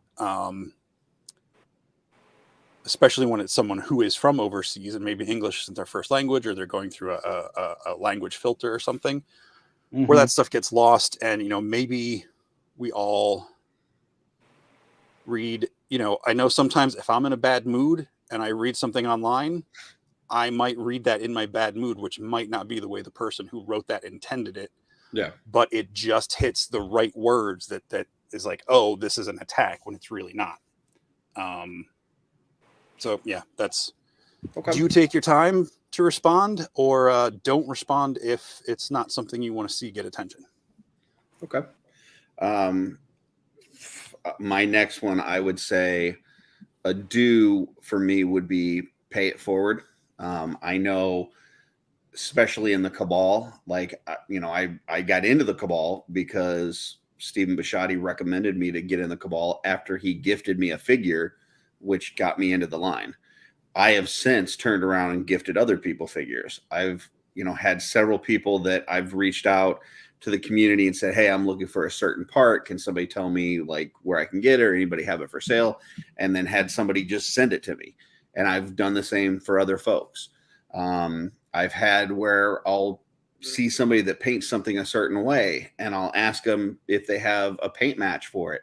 And like Dennis Derby is a good one that, he'll tell you exactly how he paints something. And then I try to do the same. So if I paint something and somebody asks me, I do the same thing. So I would, that would be my next do, is just, pay it forward, treat people the way that you would want to be treated. Yeah. And then my don't would be, the group is not customer service. So if you have a problem with a figure, with a shipping, with a whatever, contact the company first. Like, contact them, and regardless of who the company is, this isn't just, I know most of us are into Mythic Legions and Four Horsemen, but this isn't just Four Horsemen. Most companies, if you contact them, or if you contact even the retailer that sold you the product, they're usually going to take care of you. But what I see a lot of is people's first instinct is to immediately post something online because, I opened this up and the leg fell off right out of the box, or this was missing its accessory, or it had a paint chip on the torso, or whatever. Like, you don't need to do that. Like that, the group is not the place for you to raise your customer service concerns. That would be like walking into Walmart and just shouting out to everybody at the front door that, something was wrong with something that you bought. You don't do that. You've never seen that? No, you go to customer service. you tell them what the problem is, and they either like give you a replacement or give you your money back. So yeah, just my next don't would be just don't use the group as your customer service venting. So, Sean, you got another one for us? I'd say for a do, make sure that you live up to the word when you deal with people in the group. Definitely, if you do a sale, or you do even a trade or whatever, just do your best to honor as best as you can, so that your name and your rep keeps building as somebody that they want to do business with going forward. And if you can do that, where like Curtis is saying about, passing it on, and if somebody's helped you, pass it on to the next person and all that stuff, definitely do that. But like, go in there and do your best to make sure that you have a good rep in that group, and that people can respect you. People can know that you're somebody to go to when you're posting sales or whatever, because if you have a tenure after a while in that group, if you have a bad rep, it's going to definitely keep up with you, and people are going to be like, stay away from his stuff or whatever. So it'll help you, and it'll also help everybody in the group to know that you're a good person to deal with in that way. This is my weird way of dealing with stuff, and maybe other people are like me out there. Don't just barge in there and expect, hey, this, and then you have all these questions or whatever. And sometimes it's better to just lay back and just watch the group through the activity that you get in your feed first. Don't go in there just like announcing who you are and you have 50,000 questions. Take a couple days, see what it's like in the group, see how it works, the back and forth between people and stuff. Because that's where I've noticed recently there have been people that their first introduction is this post, and then that post gets a lot of laughs or it gets negative things. And then the person will be like, well, I don't know if this group is for me because you guys are making fun of me the whole time. It's like, yeah, you just got in the group. Maybe just give it a little bit of time to acclimate first. Right. Don't just, boom. Do you walk in, like you said, do you go into Walmart? Hey, everybody, I'm here at Walmart. It's like nobody gives a damn. Just take some time and figure out how it works here first, Yeah. Okay. Billy, you got another one for us? I mean, like Sean hit the nail on the head with like, look, once you join a group, look at it and see what's going on before you go like, hey, this is me and this is my stick. Start, I'm good at this. You should buy my services. Yeah. Things like that. Yeah. So you don't want to start selling like painting tutorials within like your first week. That's the You do not want to start selling painting tutorials within your first day. Yeah. And then continue to do the same thing over and over and over again. But just be nice, be courteous. I'm always Curtis. You're always Curtis.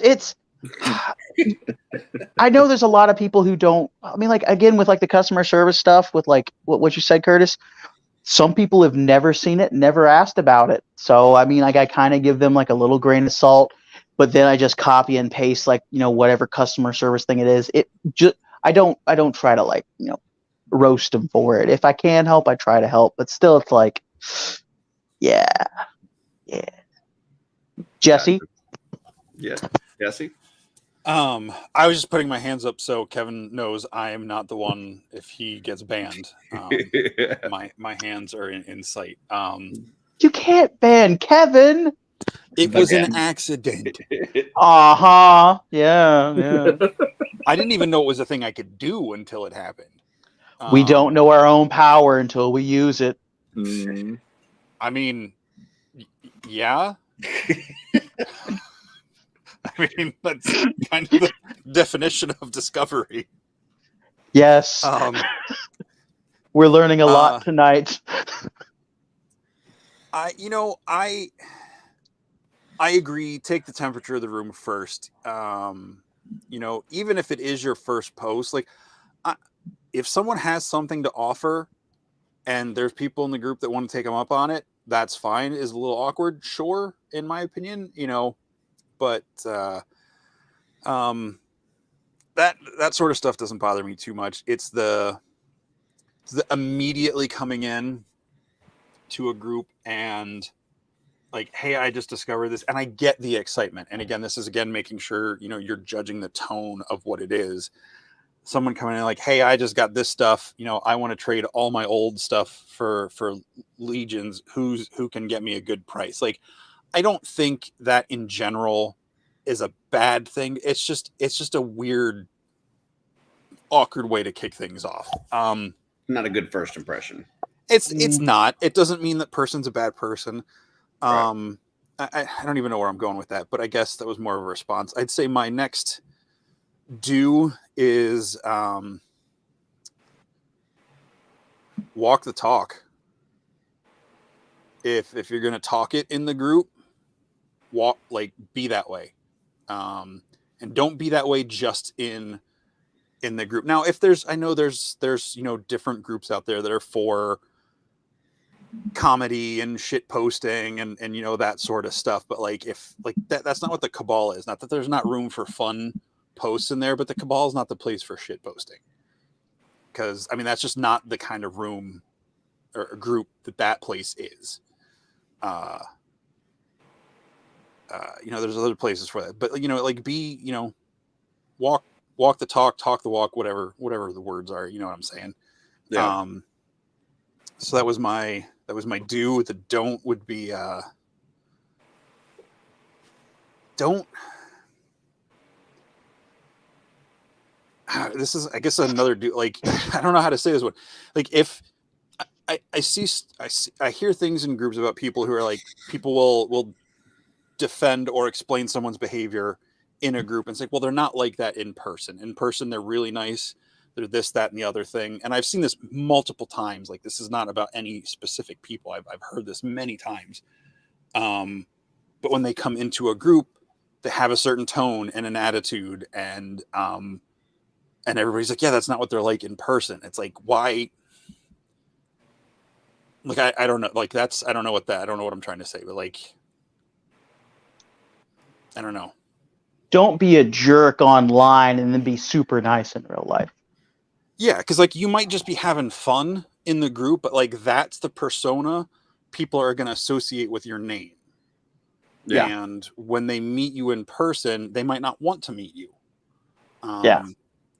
And I'm all, a lot of people have a bigger personality online, especially when they're antagonistic and stuff, than they do in person. Like, the whole keyboard warrior crap and all that stuff. So that's where the whole walk the talk the walk, whatever. Kurt, what are you masticating on there, Curtis? It's the peach. The Monkeykin peach. Monkey King peach. Do you know the lore behind the peach, Jesse? It's really soft and comfortable. I read the write up on the page about it. Like, it was like the third time he became immortal or something. Yeah, he just ate too many peaches and it just got a couple comments in the thing. Hold on. This one. Yeah. This one right here. Yeah. This is from Alexander. If you see someone post a question, look for the comments, and if it's already been answered, don't comment. Yeah. So if it's already been answered, unless they put the wrong answer, but yeah. So that's one I know bugs people. It doesn't really bother me, but I know some people get bugged by that. Yes, if I paint anything, there must be a painted thumb pick. That is a must. It is a watermark. Joe says, if you enjoy the group, don't poison the well. Absolutely. JG says, if you're going to be a troll, be an ice troll. Yes. Yeah. Okay. Stay cool. That sweet beard. Yeah. And Kevin says he's over the band jokes. So, okay. So I've got one more. If you guys have another one, great. If not, that's fine. You can skip. But the one more for me, the do would be, it's kind of a take on Rule 34, little bit different. But if there's a toy line, there's a fan group that exists for it. So if you like something, take a look, connect, find a group, because they are amazing things to be a part of, to just hang out and talk with other folks that like the same kind of stuff that you like. So, whether it's some obscure thing that whatever, you like the magic grow pills that Jesse likes from the past. I'm sure there's a group for that. Go find it. All right. I love those too. Yeah. So that would be my do, is just, go ahead and connect, because it is fun to talk with other folks that like the same kind of stuff that you like. And then my don't would be, don't get personal. I know sometimes people will disagree online. You'll have a difference of opinion on something, how a character looks, what should be in a wave, whatever. You're going to disagree on something. And sometimes you'll see folks look into somebody's personal profile and then comment about their family or where they live or what their job is, or like, don't get personal. There's no reason for that. We can not like the same things or not agree on the same things without attacking one another. So that would be my last don't make it personal. So Sean, you got anything else? I don't think I have any more. I got mine out, and then also the chat said some really good ones that I had in mind, so we're good. Yeah. Okay. Sorry, Billy. It's gonna sound like the running to the teacher kind of thing, but like if you have someone who's doing stuff like you said, Curtis, where they're like pulling things like that, attacking someone personally and things like that, report them to an admin. I mean, like some of these people, they get away with it. They keep doing things like that unless they have like a backlog of like, okay, this person's done this, this, and this. They can't do anything for like dealing with them or getting them out of the group and making it a better place then. Yeah, and I mean, J-Mac's got a good point here. If there's a problem, I'll solve it. Check out the hook while my DJ revolves it. So, which is probably the wisest words I've heard tonight. So, it really is. It's cool as ice. Yeah, ice, baby. Oh, baby. Jesse, you got anything else? Go Ninja. Finishing Go notes Ninja. on fan group do's and don'ts. I mean, here's what I want from you, Jesse. I want a Mr. Rogers style closeout. I want to just feel good and like we're all like leaving happy neighbors. Okay. Okay. You know, everybody's special in their own way. I don't remember how the rest of that speech goes. But yeah, I mean, again, all right, boil it down. Don't be a dick. Yeah. Just don't be a dick. Suck. There you go. Like Curtis and I, we antagonize each other over stuff about X-Men the Animated Series. We do it online in front of people. We do it in private chats, but we're friends. Like there's a certain, playful banter there. Like just because I give crap Curtis about Gambit or he gives me crap about whatever, like I'm not going to act that way about other people who like Gambit, like that's a playful banter thing. Like read the room and maybe that's thing as people who do have that kind of rivalry or that not rivalry, but like that banter, maybe there's a responsibility on you depending on what group you're in to be careful how you do that, because maybe people who are new don't know those interactions. But at the end of the day, don't be a dick. The more positivity you put into a group, the more positivity you're going to get out of it. Like I do my best not to engage on stuff unless I'm trying to leave like an actual educational or like, hey, here's some information about this. I did it yesterday. Someone said something about putting shoes, the Monkey King shoes on a Grisha, and I'm like, well, that won't work because Grisha's a 2.0 and Monkey King's 1.0, and someone's like, oh yeah, but you can put a 1.0 foot on the ankle joint of a 2.0 figure. You just can't put the ankle joint into the other way. And I was like, you know what, you're right. I even did that and I totally forgot about that. I was like, my bad. It's like, own your mistakes. Like it's, at the end of the day, it's a toy line. Like you're not, unless you're coming out and being a dick about something, the biggest thing you're saying is like, oh, I was wrong about that information. My bad. Or I didn't know that. My bad. Sorry. I'm glad someone else was able to bring it up and correct it. And it's okay to be wrong. Yeah. Yeah. Just be gracious, because the more grace you give to other people, I mean, it's not always the way it's going to come back to you, but people will see it. And it's better to give off positivity than to breed the negativity, and because negativity doesn't do any good for you. It just makes you more negative, and where it goes both ways. Like if you put positivity out, the right people will be drawn to that positivity, and vice versa. Plus, when you breed, then you're stuck with the kids for many years, and then that's less room in your house to store toys, and then you got to wait for them to move out. So just no breeding is our advice, really. 18 years. I've got 18 years. I've got one more of each. Okay. Kids. No. Do diddy dum diddy do. Ooh, that's a good one. And don't you forget about me. Ooh, yes. But with do diddy dum diddy do, you're leading yourself back to kids because she looks good, she looks fine. I knew I had to make her mine, and then you got her 18 years. 18 years. She got one of your kids. She got you 18 years. There are ways around that. Alexander says, "Own up That's to your illegal. mistakes." That's not what the Book of Lord Bashadi says. That shows weakness. Yeah. That's Sometimes they don't move out. Yeah, that's That's close, Alexander. I But mean, the Book of Lord Bashadi doesn't say not to own up to your mistakes. It says he doesn't make mistakes, so there's nothing to own up to. So that's. but that's his book. I have a different book. Gotcha. Joe says sometimes they don't move out. That that's always a problem too. And by the way, what I was referring to ways around that, I mean like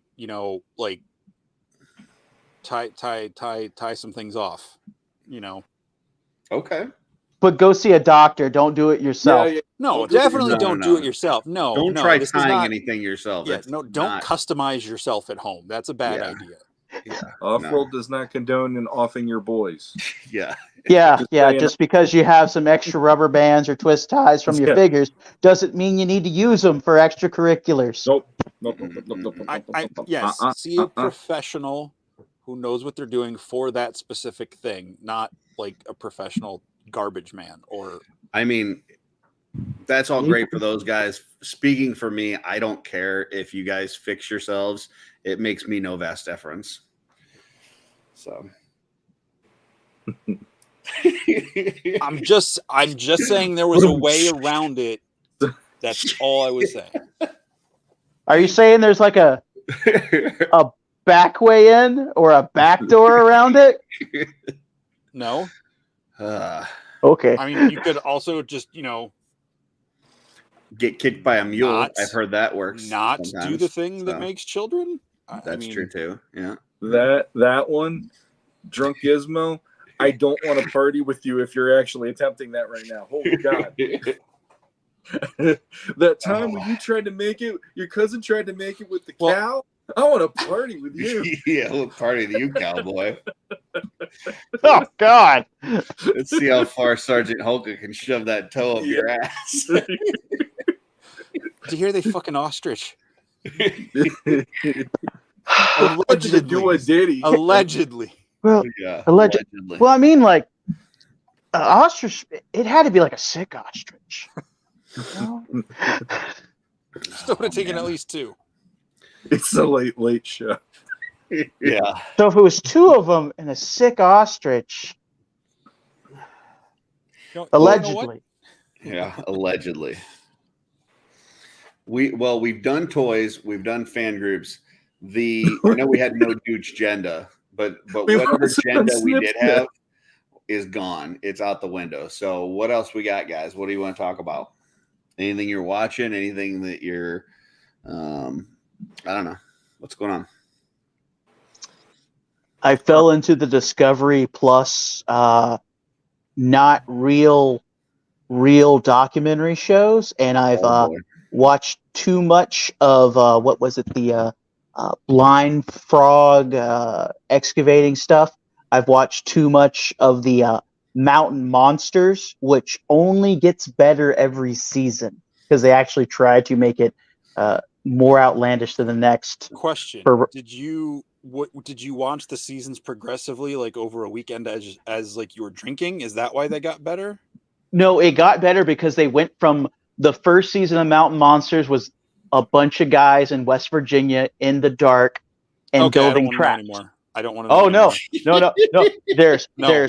There's secrets. Enough for Jesse. But the saddest thing is like the real life drama behind the show where like their main guy actually got sick and then passed away and they kept the thing going and it's like, Weekend of Bernie. All right. No. They didn't stumble around with Trapper's body. No, they had where they kept it going and it's like so yeah, I don't know about the show you're talking about, but I've been going through the X-Files recently, and so I'm like season 6, season 7, I don't know.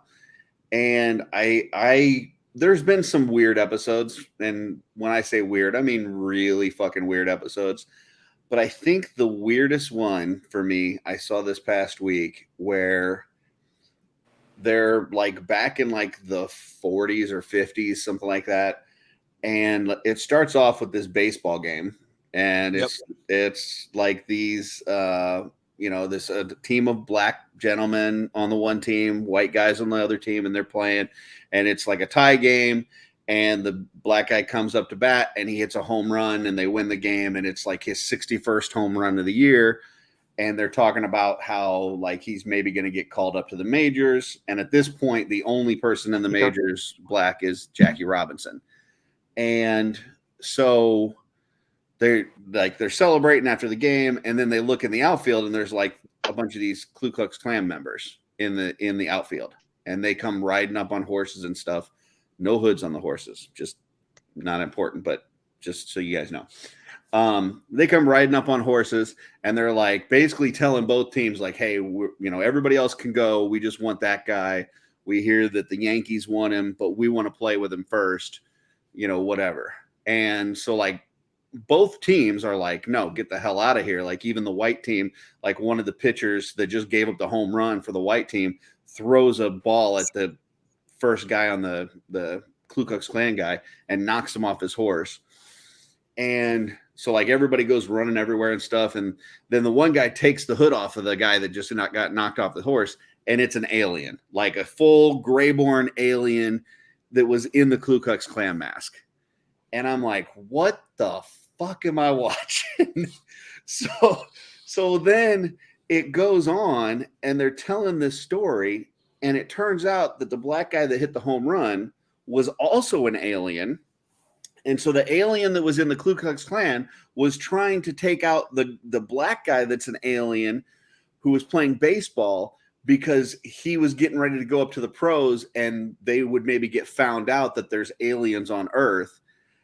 And the whole reason that the one alien was posing as a black guy was because he fell in love with the game of baseball after landing in Roswell, New Mexico. And he decided to disguise himself as a black guy so that he could play baseball without the fear of being called up to the major leagues and having the scrutiny of a major league player, because there was no black major league players at the time that they decided to do this. So it's like, the episode was basically talking about how this alien kind of indoctrinated himself into our culture because he loved the game of baseball. And I'm like, this is the weirdest episode I've ever seen in my life. So based on that concept, what do you guys think? I vaguely remember that episode, and yeah, people who love baseball, like really love baseball. Good for them. I mean, blackface ain't cool, no matter what species you are. I didn't think of it that way, but yeah. Yeah, that alien was tone deaf. Yeah. Well, the other thing I was thinking is like, do aliens have do they have some sort of like something that would make them better at sports? Like, is there something about aliens that would make them stronger, better, faster, able to control things with their mind, whatever? Like, would it be an unfair advantage? Like, when you watch Superman and like when he's young and his dad's teaching him how to do things and be a good person, all this and that, he doesn't want him to play sports because he could hurt somebody. It's unfair advantage, all this kind of stuff. Would that same thing go for like a, grayborn type alien? Well, I mean, Clark Kent is an alien, so yeah, but he's not. yeah. You know what I'm saying? Like I'm saying, like when you think of your typical like Martian, you know, like we think of an alien. Do you think of them having like extraordinary powers, or just that they're beings with technology? I don't think about that often. Okay, but now that I posed that question, do Well, I you don't think? know. Do you think that like the standard Martians that we think of, or Martians or aliens, whatever, do you think of them as having any sort of special abilities, or are they just beings with technology? I don't know. I have no. I don't know how to process that thought. Sean? Like, it's indefinite. Aliens, superpowers, or no? I always figured that the Greyborn kind of aliens would probably have some sort of a telepathy and telekinesis, because usually they don't look like much physically, but I think they've probably have this evolution in their brain to do what their body can't do for some reason. That's just me with the way I think of things, at least. Got a couple things in chat. Number one, Joe says pro baseball doesn't care about unfair advantages. So there's that. True. We do have J Max saying that Emil Wickman must be a black alien because he's too talented. It's not natural. I can maybe get behind that. Can he just be a gray alien? Can we just stop at gray? And now we need Greyborns Swedish. in baseball outfits. So that's the next custom. I expect somebody to get that. Yeah, Look, I'll throw this out. Physical superpowers, probably not, but mental and technology is likely. Okay. Depending on what planet they come from, the atmosphere and gravity would be, unless it's identical to Earth, it would be different. So they would either be severely advantaged or disadvantaged, depending on which way that goes. Okay. I think they would have abilities that probably seemed at least extra human, more than human, not necessarily superpowers. I'd say generic, going off of it, they either have some sort of, physical or like evolutionary traits that are different. And if they're getting ships that are coming in and out of our atmosphere as easily as they are alleged to, then they probably have advanced knowledge, or at least come to a, like mental powers that way, to where they can do that. Cause people here can't park in a mall parking lot. So they would have an unfair advantage and they shouldn't be playing baseball. Possibly. I think if you had an alien that came and was like, oh, this is such a quaint thing where they're hitting a ball with sticks and running around geometric shapes, I want to be in on this because we are so advanced. We are so distant from this play. I think they would, not kind of push the boundaries. They'd want a fair kind of game going on there, I think. And also, I mean, like, what's going on with the alien who got into the clan just to go through the ranks of that, just to be a dick? Well, apparently in X-Files, like the aliens can also shapeshift. So he may have just taken out the guy that was the leader of the clan and then posed as him, is a possibility. I don't know that it was like a lengthy, like 20-year process to work his way up into the clan, just to take out this other alien. But they didn't really go into the backstory of that guy, so I don't know. But yeah. It's been a long time since I watched that episode, so I can't comment on it too thoroughly. X-Files. I will throw this. Weird, I will say that it is weird, but it's good. Yeah. I mean, you are getting to the point where it gets kind of kooky, because like stuff comes up with the contracts with some of the actors and stuff. Like it's entering, like, I think the overall stories are still good, but it's you're going into some like weird territory now, like weirder. And Have you gotten to the town that's just a town of vampires? No, but I just watched an episode today where it was like all zombies. Like there was a necromancer and he was bringing people back to life, and like then they you could only kill them by shooting them in the head. And they didn't really say they were zombies, but they were zombies. So yeah. I like some of the more random ones are really good, where it's just like this doesn't go with anything else. It's like, what is this one? it's nothing but a bioluminescent fungus thing in a forest that devours mammals or some stuff, but we made it through the night, so we're okay. I have to say, like, I never watched it when it was first on. So this may be, I'm going to say two things that may be controversial. Maybe you guys will agree with. We'll see. So I never watched it when it was first on, but I decided, Pete was talking about it, and I've heard a lot of people talk about it. I was like, maybe I'll give it a whirl. So going through it, and at this point, I feel like the vibe that I get from it is very much like Supernatural, like kind of a monster of the week fighting this thing. Sometimes we win, sometimes we lose. There's always some weird stuff involved. Usually some mythological chupacabra or some weird shit, whatever.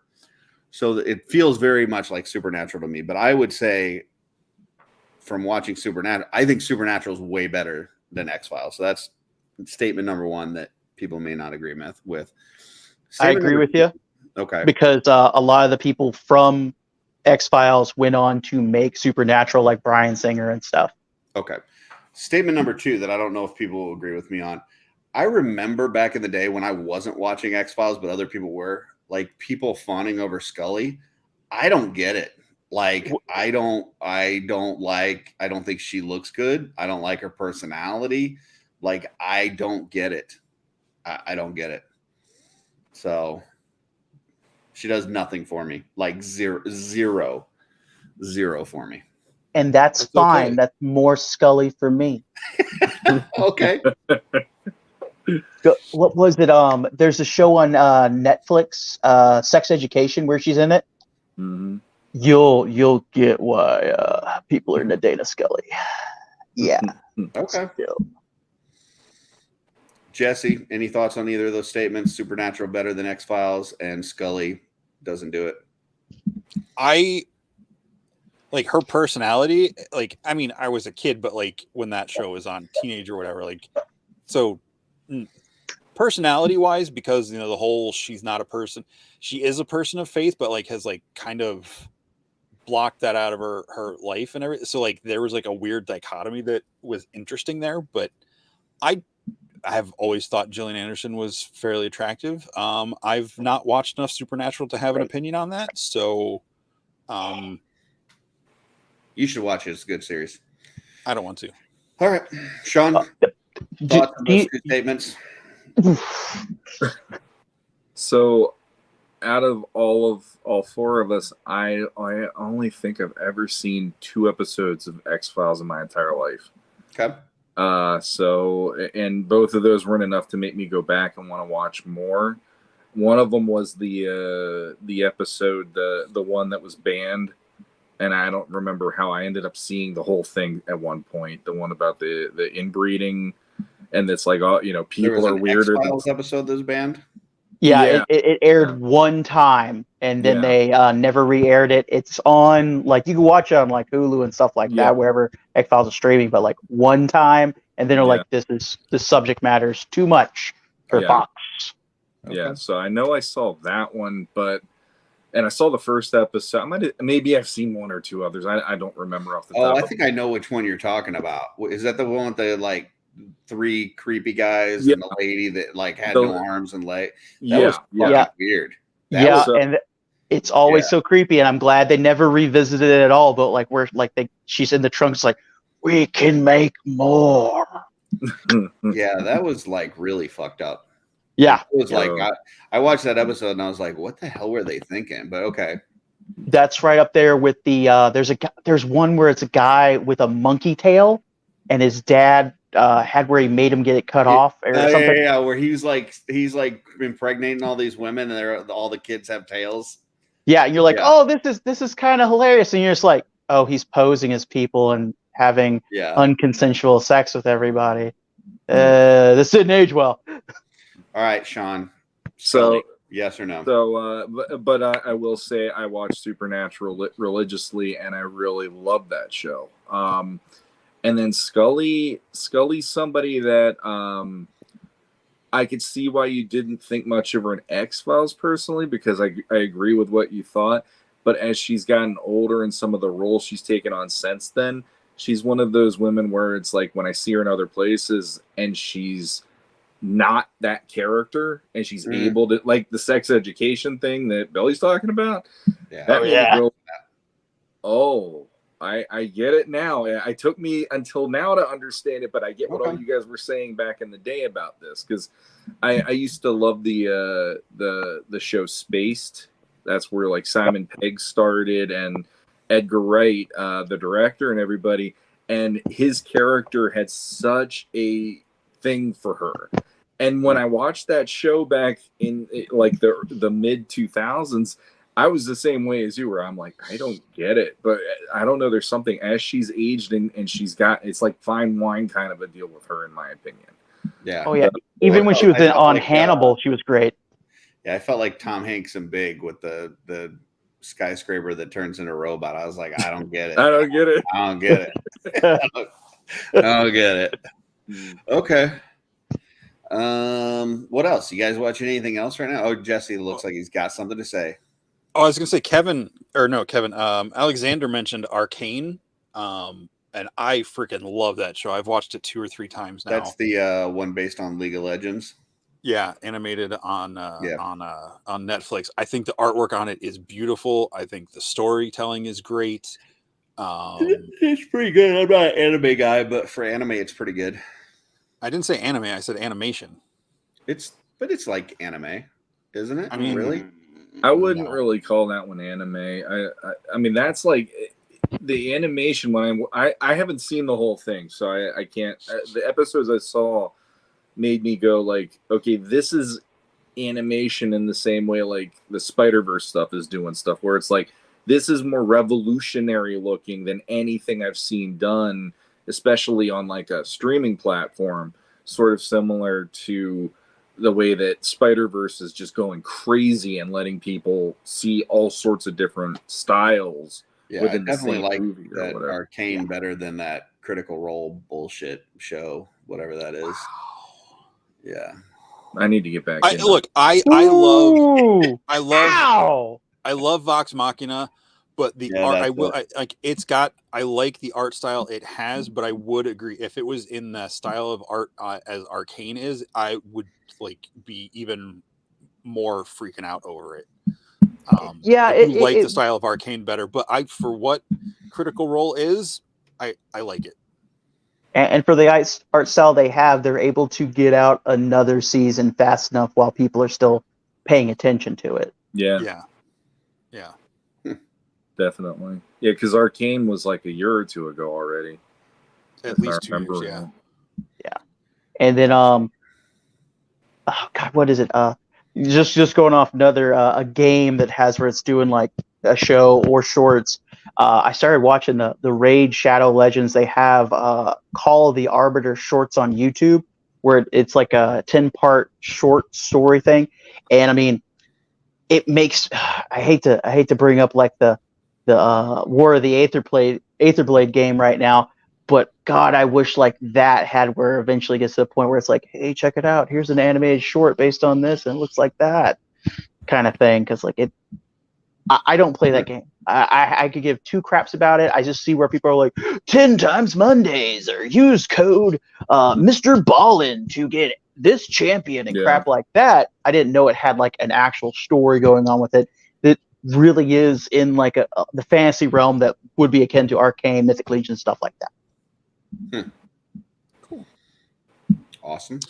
And someone talked about the true facts about ducks. Yes, watch all the Zay Frank true facts videos. They are wonderful. And he actually has a lot of videos that are like philosophical, theological things that aren't animals and like weird, like there's a really is that the guy that you showed us on after the show with the thing? Listen. Is that the one with the corkscrew? Yes. Oh, no, those are funny, but no, hear me out, for crying out loud. He's done one, and I'm being completely serious right now. He's done one. I forget. I don't know if it was just called Trust, but if you go to his page, you look up Zay Frank. It's about trust. It's this beautiful short like video talking about people and trusting like a partnership or a relationship or whatever. And I'm not. This isn't a bait and switch. I'm not being satirical. I don't know that I trust you about trust. If you watch this video for 5 minutes, is a spooky, scary lady face gonna pop up and scream at me? No. I'm worried about I'm not. screw duck penis. I told you about that going into that video. I just made you guys watch it. Like, I'm not I don't like keeping surprise. The only time I like doing surprises is it drives me nuts because I can't keep my mouth shut long enough to do a surprise. Okay. So yeah, I'm not going to intentionally mislead people, unless it's for very good reasons, like someone's looking for, unless, the Nazis come looking for Anne Frank and I tell them she's not in the house, like that kind of thing, then I'll lie. Okay. But yeah, Zay Frank, most of his stuff is goofy, comical, voicing over the videos, and they're not all about exploding duck penises. Like they're goofy and funny and weird, but they're funny. But the exploding's one thing, a projectile is another. Yeah. But yeah, there are some other great ones that he does that are like genuine, sincere, like about life and people, and they're very interesting. Okay. All right. Anybody watching Strange New World, Star Trek? Nope. No. Good series. For anybody that has enjoyed Star Trek at any point, I'll say that the last, several Star Trek series, Enterprise, Discovery, I tried them, couldn't really get into it. This new one, Strange New World, really good. It just started its second season yesterday. So the first season is on Paramount Plus, and highly recommend it. It is the best Star Trek that I've seen since Voyager. So yeah, highly recommend. So Orville is freaking great. I need to try that again. I don't know if you'll like it. I tried it once and I felt like they were spoofing Star Trek in a disrespectful way. But I only made it through like 1 or 2 episodes, and I hear that it becomes more of its own show rather than the spoof kind of thing, and becomes better. So I probably do need to try it again. It's definitely more in line with Star Trek than it is with Galaxy Quest. Mm-hmm. As far as like the spoof nature of it, like it does start off kind of goofy, and then there is humor throughout it, but it does get into a very kind of like a less serious Black Mirror kind of stuff, where there are some parts where they reflect, like they go to a planet that's like Earth, but where they're walking around, everybody has a badge with a green up arrow or a red down arrow, and if you do something good, people come up and hit the button on your thing, and if you that's their judicial system. If you get down too many down votes, you have to go on like an apology tour on like all the talk shows, even if you're just a normal person. And if you don't do it, like you get sent off to get like mentally reprogrammed. Like, oh wow, yeah, like and that's and there's other ones where are more goofy, and they talk about that's a little too real. I feel like it does have a lot of social commentary and a lot of stuff on stuff we deal with in today's world. And I feel like it's a part of the show. I never felt like it was getting like shoved down my throat. Like they approach issues, and I felt like they did a very good way of addressing them and making an interesting story and compelling you to think about it rather than just all yay or all nay. Like that people have conflict over it in the show. It's good. So it's not just black and white. There's some gray. I thought so. Yeah. Gotcha. Okay. Cool. I'll have to check that out again. Where do you know what that's streaming on? It was on Hulu, all 3 seasons of it. Okay. That's what I've been watching. X-Files. Or Disney. Disney Plus. I think it's on Disney Plus now. Oh, okay. So Disney Plus. Sure. Wow. I think so. I don't know. They're going to be the same thing soon anyway. So it's on something. Probably. It's all going to be one thing. You're going to have to pay $200 a month for it. I did watch something interesting that was kind of off the books for me. I watched a documentary series when I was sick last week. One day called Ancient Apocalypse. Mm-hmm. It's a Netflix show. It's like 8 episodes or something. This British journalist goes through, and basically he's trying to argue that there were ancient humans like that existed during the last ice age, that the last ice age wiped out, but some of that, like their civilizations got wiped out. but some of the people survived and passed that knowledge on to, and the rest of the humans that survived after the Ice Age. And that's where they learned how to build like the pyramids and like some of these big structures and stuff. But his whole argument was that like archaeologists and scientists don't want to accept that because they believe modern humans came out at a certain point and they will not accept anything that comes before that. But you got to see a lot of cool archaeological sites that I had never heard of. All around the world, stuff in America that I had never heard of. So after watching cool. it, would you say that the argument that he made was compelling to where you kind of question whether that's a possibility or not, or do you think it's too far-fetched? It's hard to have this conversation without getting into like my faith background and everything as part of, Göbekli Tepe. Yeah, that was good. Kevin watched it. What is that? Göbekli Tepe. It's one of the ancient structures. I forget which one. Oh, gotcha. Was that the one in Turkey? It was the underground, Kevin. I know you're like a little bit behind. The comments are a little behind where we're at talking. But it's all these different sites, and it was just interesting. Like without getting into it, I'm not trying to sway anybody, but like with my, faith, Christian, God created the world, all that stuff. Mm-hmm.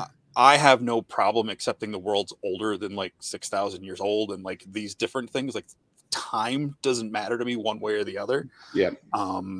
I think his argument I thought was compelling and interesting, and in no way affects my ability to believe my faith and scientific stuff. Like I thought he was making very interesting points. Again, not to the point where I'm gonna like stand up and fight anybody over it, but it was interesting. It's like I have no problem with that theory. I don't know if he's right or wrong, but it was interesting. And what was that called again? Ancient Apocalypse. Ancient Apocalypse. And what did you watch that on? Netflix. Netflix. Okay. Mm-hmm.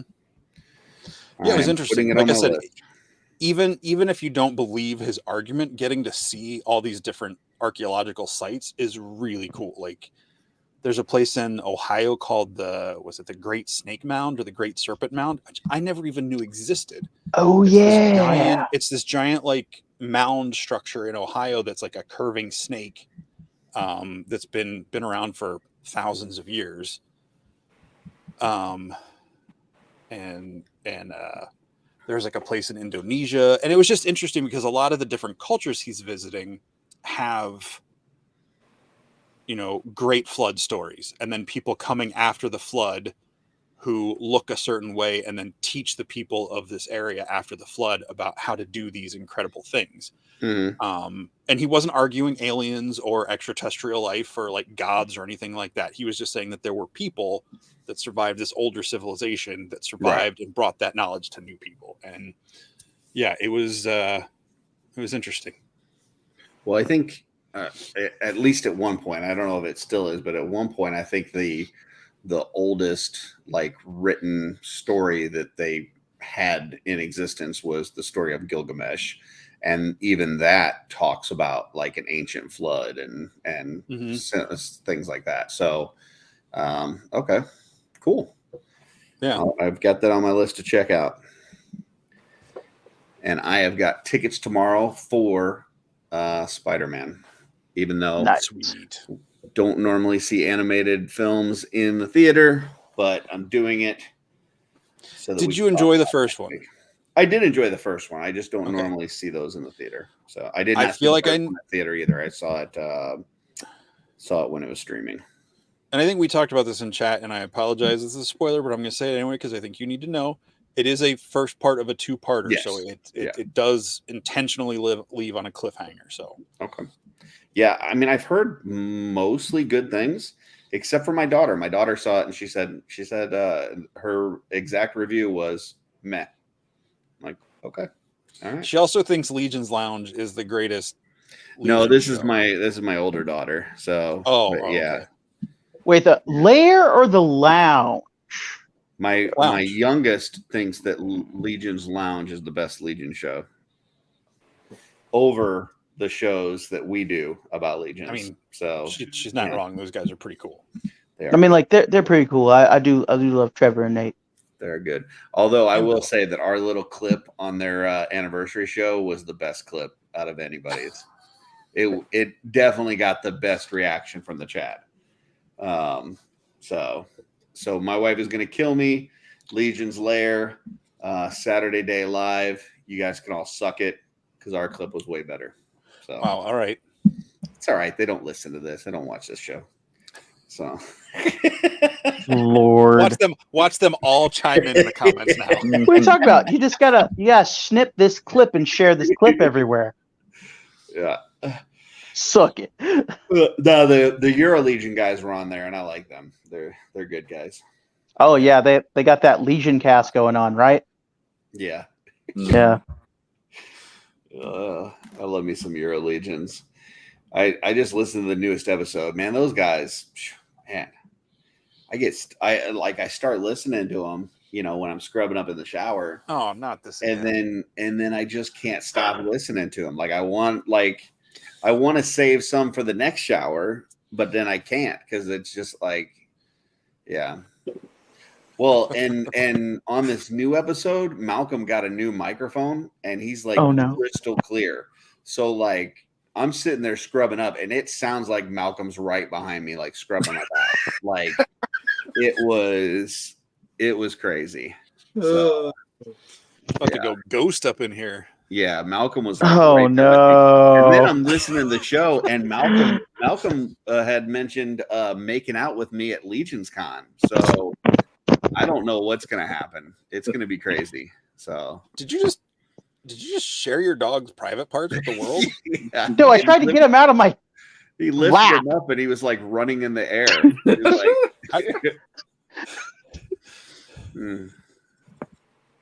Mystic legends. I really hope Steven's not watching this episode. Oh no, stay away from my Doug. He's a good boy. He's not for you, Bishotti. He's not for you. You think Steven would lower himself to watch an episode of OffWorld? If he knew my dogs were on it, yeah. He'd be like, "Oh my God, I gotta take a trip down south. It's like a virtual canine harem." Let me tell you something. I spent a weekend with Steven at his house. Okay, and I saw. Did he make you put the dog ears on? No, I saw his dog. The dog that he mentions would not give your dog the time of day. I'm just telling you, it is a beautiful dog. Yeah, your dog would not even get a phone number off of Steven's dog. So I'm just saying. It's not saying anything bad about your dog. I'm saying Steven's dog is a beautiful dog. Do you hear the shit? So, Do you hear the shit they're saying? Wow. Yeah. I think I broke something. Yeah. He looks Doug guilty. Hart. He looks Doug Hart. guilty. He looks like he did something wrong. He hasn't done anything wrong yet. Yet. That's just the way those dogs in general look. They always look guilty. Always. Yeah. Nice. Hey guys, I've been painting in the last couple days. Yes, you have. It's been fun. I've been seeing your thumb everywhere. Yeah, I'm thinking about opening up a studio this weekend. Yeah. Might do it. Might do it. I'm gonna be in a different state, so I may not be jumping in there. Oh yeah, where are you going? I'm going to Alabama to have a movie night. Alabama. I'm going to Alabama and watch some scary movies. Nice. Eat some scary pizza. movies. I like scary movies. Hey, Kevin's painting right now. Sweet. I'm guessing something cosmic. That's my guess. I don't think that's really a guess. Fact. You give me odds on that one? I don't do math, so no. Okay, gotcha. So what else, guys? What else going on? What's going on, guys? I made an undead elf skeleton. Nice antlers. I like it. Beauty. I gotta review a SH Figure Arts Common Rider that I forgot I bought. Came in the mail. Don't know what that is. Oh, well, Kamen Rider is part of the Super Sentai of Japan, and he has many iterations, and this is from Shin Kamen Rider, which came out in March of 2023, and it's a throwback to the original Kamen Rider. Oh, okay. Yeah. It's a grasshopper guy. He's a grasshopper motorcycle guy. He looks cool. Maybe there's robot stuff. Maybe there's like genetic engineering stuff, evil corporations, things like that. But there's definitely butt stuff. Wow. There's definitely bug stuff, not butt stuff. That's what I said. Bug stuff. Yeah. Oh. It totally sounded like you said butt stuff. So there's definitely butt stuff. And I'm like, action. depending on the iteration, there could be some thorax action. But this just looks like a guy in some motorcycle garb with a grasshopper helmet and a scarf. So, yeah. Who's got their? You got your Monkey King, right, Jesse? Yes, I did. What's your I'm favorite also part of the Monkey King? Wearing his shirt. Pretty sweet shirt. Not jelly.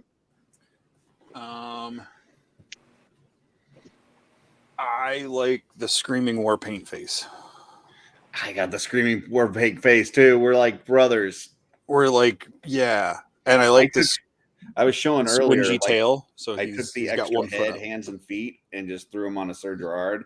Because it was like I don't want to just throw that in a box. Like they give you enough parts for a whole nother monkey. Yeah. Why not make another monkey? Yeah. I'm going to. I Great. just haven't had time to really play with anything since I got it because It's yesterday is amazing. the worst day of the year and I wasn't at home.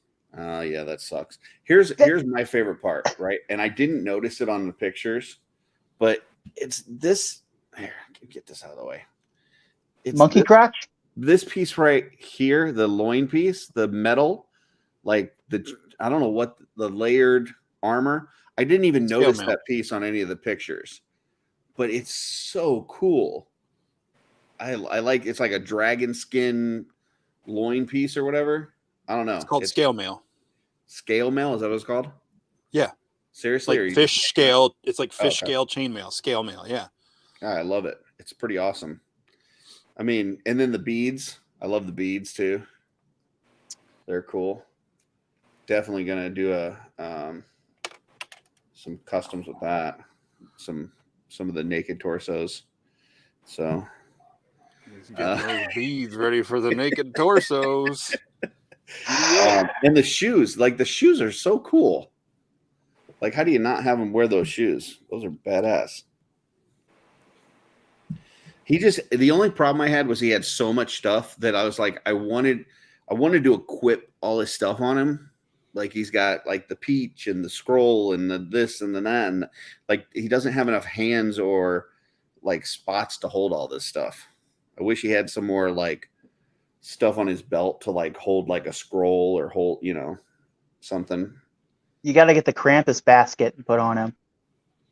Wrap one of the scrolls in the wire sash around his waist, like the sash is gripping the scroll. Oh, okay. Will it fit through there? No, like wrap it around like a twisty tie. Oh, gotcha. Okay. Gotcha. I forgot that's wired, so you can do that. Gotcha. Okay. Yeah, this thing's really cool. I like it. Must be nice. A lot. I like it a lot. I wasn't going to open the box yet, but then I thought, they might have put a note in there, but then I forgot they don't do notes anymore. So they don't do notes for you or me or Jesse or Sean. The tail is pretty cool too. I definitely didn't get a note. Oh shit, you mother! I didn't get a note.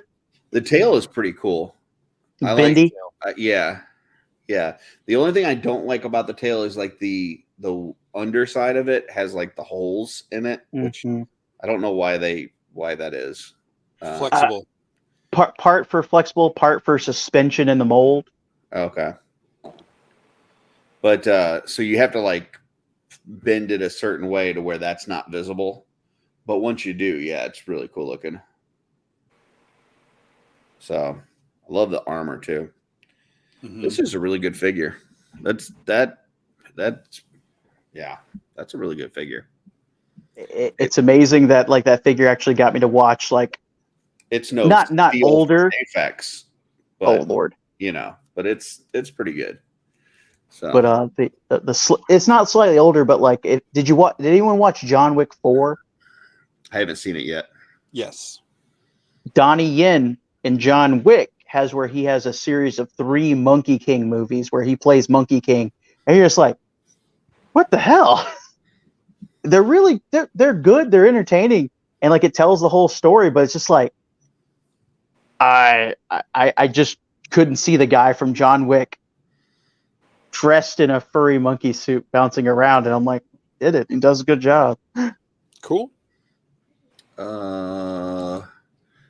Joe says shoes have been around for a bit. The Monkey King shoes? No, shoes in general. Means in general. Oh, in general. yeah. I mean, shoes in general, but these are spectacular. I like these. It's odd that the ankle joint though isn't the same color as the shoe. Oh yeah. I like that. I haven't seen that very often. Like the ankle joint is like black and then the shoe is purple. Maybe they're like low tops. Socks on. Yeah, he's got socks on. They're like low tops and he's got socks on.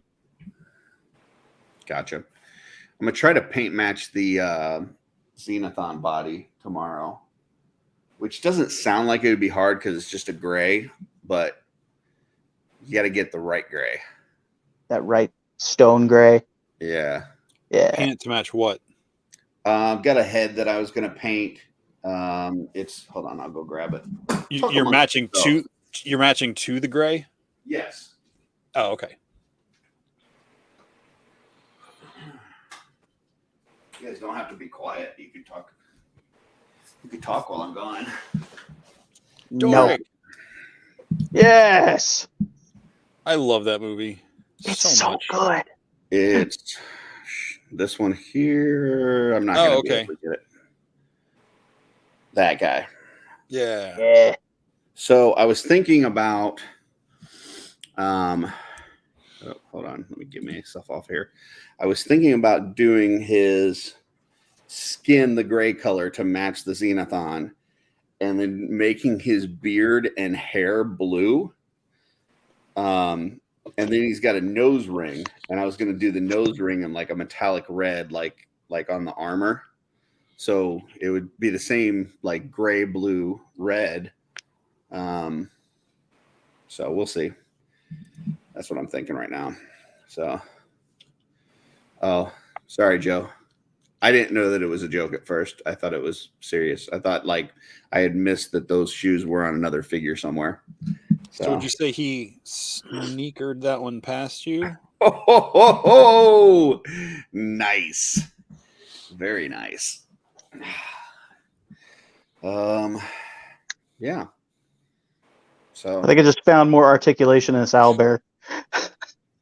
Oh yeah? Yeah, okay. So I thought it was just like a double barbell joint right here. But in the head, it has where that ball can be here or slide up through there. It's a little hard to do it. I might have to put like some shock oil there. But yeah, apparently that slides down even more, so you can get it like in that.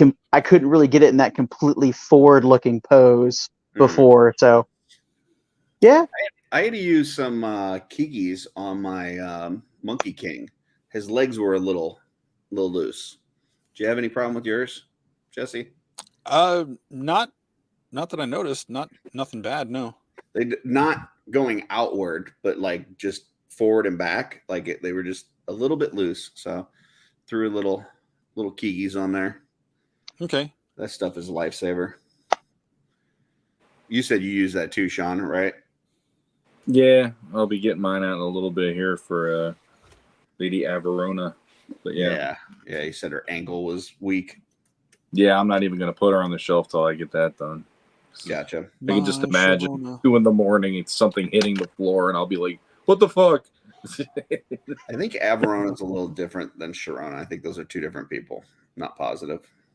Oh, well, So, Maya Verona. It doesn't have the same ring. It's one too many syllables. Yeah. Maybe you just take the my out of it. Just Verona. Dun, dun, dun, dun, dun, dun. Yeah, it works.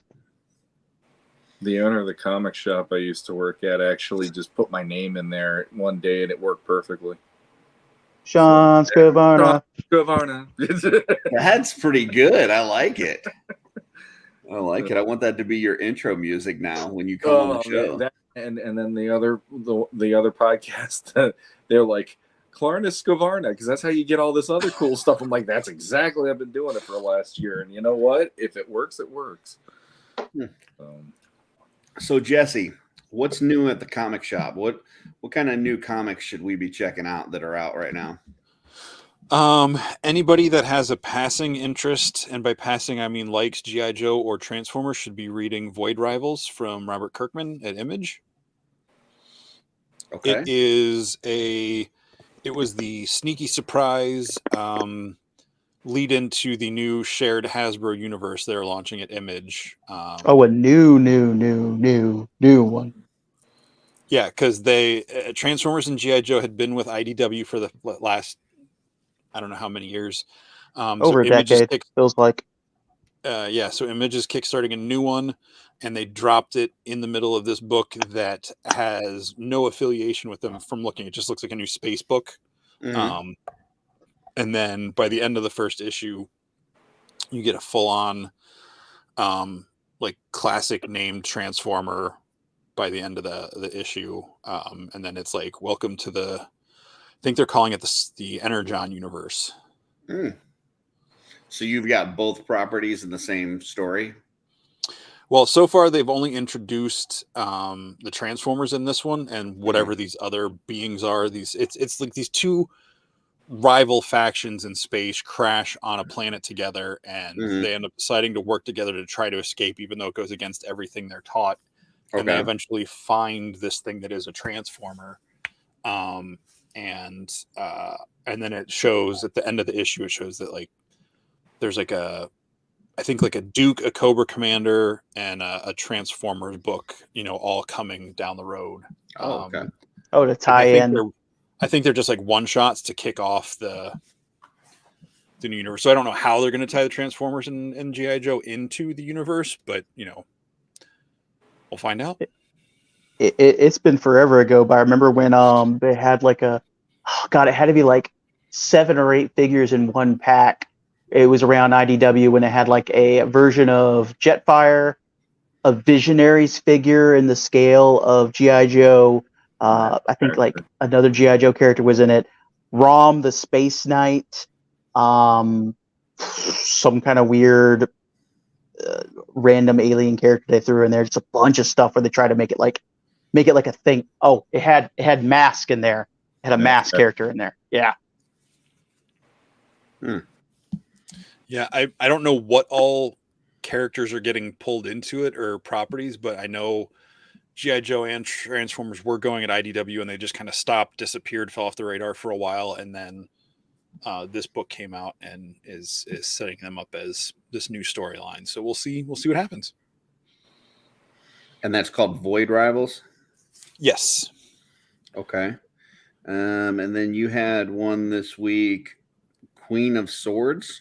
What's that? Queen of Swords is a tie-in to that Barbaric series I've talked to you about a few times. I'm behind on reading stuff like a lot, because a lot of the stuff with the X books right now have really turned me off to a lot of comics. So I'm still getting stuff for the rainy days when I need something to do, and I don't want to break the collections. But the interest is right now. My desire to put time into reading them isn't there. But there are still ones I like that I will catch up on, shorter ones. Like Animal Kingdom is really interesting. Or Animal Castle, rather. Animal Castle. The Mighty Barbarians is kind of like almost like a Leave Extraordinary Gentleman kind of thing, or Morgan Le Fay is like going through time and like pulling different people from different worlds together to stop this evil kind of thing. So she's getting like different like barbarians from like different worlds or different storylines or whatever. It's kind of cool. What about Battle Chasers? Battle Chasers was a comic that started, was that late 90s, Sean, early 2000s from Joe Madureira? I want to say it was late 90s.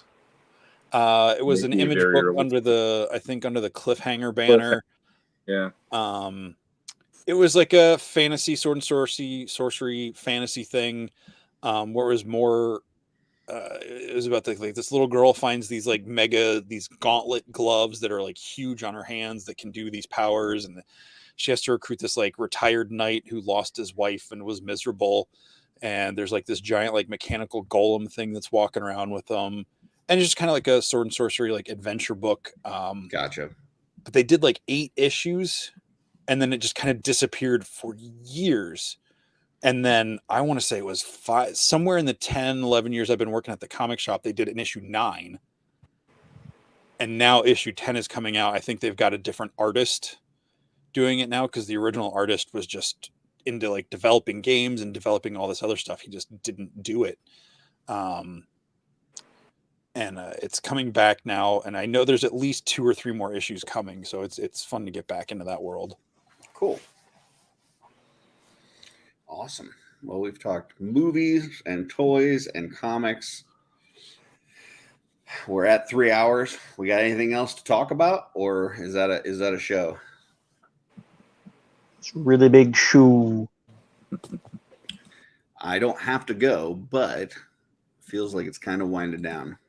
You don't have to go. You just can't stay here. There you go. Wait, that's not right. You don't have to go home. Yeah. But you're already home. That didn't work. Well, folks, the Transformers movie was pretty good. Oh yeah? Oh, yeah. Surprisingly. Yeah. I've heard decent things about Transformers and The Flash, even though I don't think either one was really well received by critics. So they're movies I wouldn't expect critics to like in general anyway. Mm-hmm. Transform. I'm not saying it's a great reinvention of it, but I was not going to go see this movie. Now, granted, let me put this out there for people to know. I don't have a great personal attachment to the Beast War eras of Transformers. Like that, just, I don't have anything against it. I was just old enough and into other things at the time that I didn't connect with it. Yeah. You know, like I'm not into Power Rangers. I was just past the age when, and getting into the comics and everything, that the Power Rangers just was not on my radar. Like that was for kids, even though I was a kid. Like that was for younger kids. Yeah. So Rise of the Beast, I had zero interest in seeing it. And like I was laughing to myself just because I wanted to find something to complain about the movie. I'm like, how is there like a 15-ton robotic gorilla swinging on trees and not breaking the trees like in the trailer? I'm like, how is that possible? Yeah, it looks cool, I guess. But, you know, I was really trying to nitpick it. Because Last Night is such a hot garbage movie. And the Age of Extinction. That's my favorite one. No, it's not. Last Night is my favorite one. No. I mean, like they had decent kind of designs, but it's still like Last Night still has where it looks like a bunch of metal wiggling around on screen.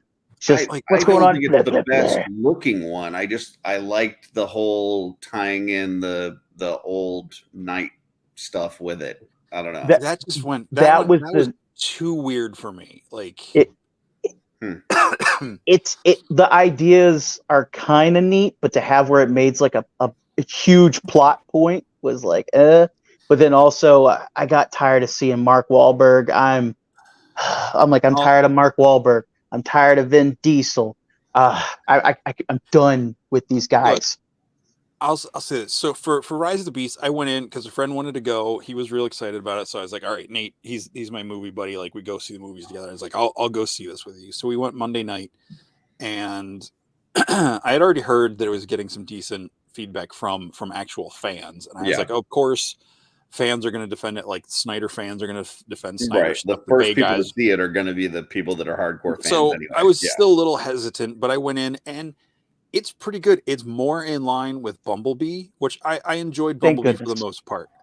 I thought the John Cena character and the young John Turturro character were corny as hell in that movie. Like I feel like they played up the cheese side of it too much.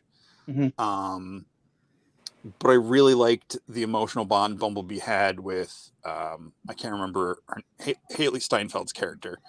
Yeah. I like that. Like I bought that. It was a smaller cast of robots. It was interesting. It was a smaller story. It was a smaller story. Like it made sense. And this one, it's definitely a sequel to that one, which feels like a soft reboot to the whole universe, because I don't feel like it's because the timeline has changed, so it can't be the same storyline as the one with Shia LaBeouf and everything. Nobody wants that. So it's We set don't, in we like don't need 90. Shia LaBeouf, but I would take Megan Fox. It was set in like 93 or 94. I don't need hot chicks in my Transformers movie. You don't need shots that are like gratuitous and have where somehow they start at their feet and go up their butt, and then it's just like, oh, this is a high school girl kind of thing. You don't need that, because I'm there to watch Michael giant Bay robots fighting each other. That's what I'm there for. Sean, listen, I know at this point of the show you've probably fallen asleep, but can you help me out here? Like, if you have the choice of having Megan Fox in the movie or not, come on, Sean, help me out. See, the thing, I'd love to help you out, but the problem is I like the way she is now doesn't do anything for me, because there's too much plastic surgery involved with that woman now. She's more Barbie than human, I think. All right. Like the first movie, when the first one came out, that whole shot that Billy was talking about, I remember kind of going, well, I'm single and I'm enjoying the hell out of this moment. But I didn't think for a second, oh, this is also a high school girl, because in my head, I'm just like, story, movie, visuals. And then when you put it in perspective, it's like, oh, shit, now I'm one of those guys. I mean, like, it keeps going with those movies, because like then it goes to like where they replaced Megan Fox with the other girl, and they ditched her in like the desert for like 12 hours or something, apparently, on set. Yeah. Yeah. They had the one where, was it the third one, where he's dating the Rose, whatever, the Victoria's Secret model, and they're following her up the step with every glide of her butt moving, and it's like, that was the one where I'm just sitting there going, I think Michael Bay's masturbating to these movies at this point. Like, Let's not forget have any other explanation than that. It's like, which is not something I need to think about when I'm watching a Transformers movie. Let's not forget the first Mark Wahlberg one, where he has his daughter who has a boyfriend who is too old to be dating her by normal standards, but he has the law where in the state it says it's okay. Yeah, and that's a plot point. Unnecessary. That was so unnecessary. It's so gross. When the original movie said you got the touch, you got the power, I didn't want it to be this version of it. That's all I'm gonna say. Like, I didn't need that kind of touch involved in these movies, and but no, like I don't even think I got through the Last Night movie.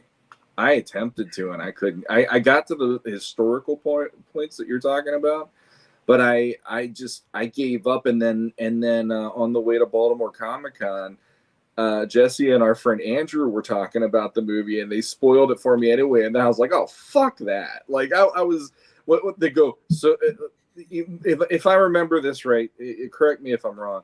You basically said Earth was Unicron, the way they set it up in that movie. In that movie, yes, that's the way they set it up. It was implied that Earth was, and I was like, "Fuck that movie!" Because I'm like, I want you, and I know they did Unicron properly. I've seen the shot in reviews that I've listened to on YouTube.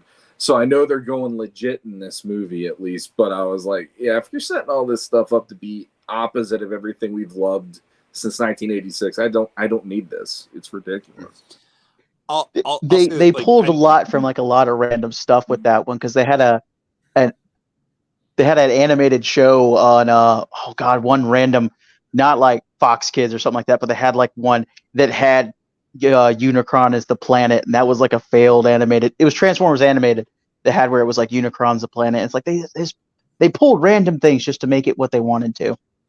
Well, the Transformers movies to me are very similar to the X-Men movies, because it's like each new movie there's like a new something, but half the time it doesn't matter, because there's, I mean, I love Optimus. Everybody seems to love Optimus, but it's like they always okay. This one, it's Mirage is the main guy, like the Bumblebee character in this one or whatever. And then they kept trying to do that in each one, and it's like this cherry picking of, okay, we're gonna have Ironhide, Ratchet, and Jazz in the first movie with Bumblebee, and I'm like, okay, that makes sense. G1 characters, but then when you get further in, I'm just like, do they not have like a plan of what characters people want to see versus the ones they're just throwing in and hoping for the best with in these movies? And I don't know. Mud flapping skids, everyone's favorite. Yeah. So I mean, I'll say at with this least one, Hound was in the one. He at least was at least. It's like, okay, that's not how I pictured Hound, but at least he was in it. That's all right. I guess. He was John Goodman. I can't hate him. Yeah, I thought that was kind of fun. With this one though, like they do a couple things that I didn't like. Like I don't think it's a perfect movie, but I think it's a much better movie than any of the first 6, excluding Bumblebee. Now there are cool sequences and there's cool action in all of them. I'm not denying that. They look cool, and some of the stuff with the King Arthur and the Knights was cool, but it was like, just let the Transformers be the Transformers. Like I felt like they were trying too hard to, just like they were going to do with the Turtles in the live action Turtle. They were trying too hard to make stuff make sense or connect to different things. It's like, just let them be what they are. And with this one, I feel like they did that. It's one thing I'm starting to not be as mad about it. And this is minor spoiler. Optimus Prime's kind of a dick in this movie. Like he's not, it's a weird thing to introduce character development in a character that's been around for 40 years, who's always just been the heroic good guy. And he still is, but he's like, it's weird because this is the second movie in this storyline, and we didn't really see much of a personality of him in the last one. When you say second movie in the storyline, you mean like it's a Bumblebee. Continuation off of It's Bumblebee? a continuation of Bumblebee. Okay. Gotcha. It's definitely the sequel to Bumblebee. And again, I'm not saying I like it, but because it's weird. It's like, this is not a character, but I like that they're at least trying to say he has not become the Optimus Prime yet. Like, this is one of the steps in him becoming that guy. Without spoiling more of the movie, I'm not going to say. So you had the first movies, first 4 movies, and then what you're saying is Bumblebee basically reset it, and now we're before all that. Because Bumblebee's on Earth or comes to Earth in the Bumblebee movie, right? Which is in the movie. I didn't know that 80s. was. I thought that was just like a prequel to the other movies that we already had. But you're saying that's completely separate. Yeah, because at the end of that movie, he drives off with Prime and other cars, and that's still in the 80s. In the original Bay Transformers movie, they arrive in 2007. Right. Yeah. Bumblebee calls them there. So like Prime, the one Sean just mentioned, Prime, Jazz, Ratchet, Ironhide. Yeah. All come to Earth at the beginning of that movie or whatever. And I bet Jazz wish he didn't. So does this pick up? Poor Jazz. Without getting too spoilery, does this pick up where that left off, or is there a gap between the two? There's definitely a gap because it's set in like 94, and the Bumblebee was like mid. I want to say it was like, was it like mid to late 80s? I think I don't remember the exact time frame in that one. Okay, it was. I want to say probably 85. I mean, hell, they even played "You Got the Touch" in that, so I took it that it probably was 86, 87, maybe. That sounds that song being where it was, at least in our timeline. So, but like one of the things I really like about this is when the characters transform.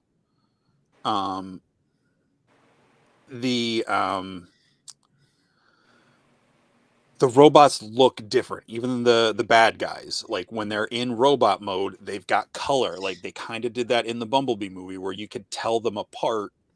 They weren't all just gray gears. And that's one of the things I really liked about this is that there is some of that Michael Bay influence in the style of some of the stuff, but it feels more, they really tried to bring more of the Gen 1 stuff into, like even Prime having a mouth in this one instead of just the guard up the whole time. I was less bothered by that in this movie than I was in the earlier ones.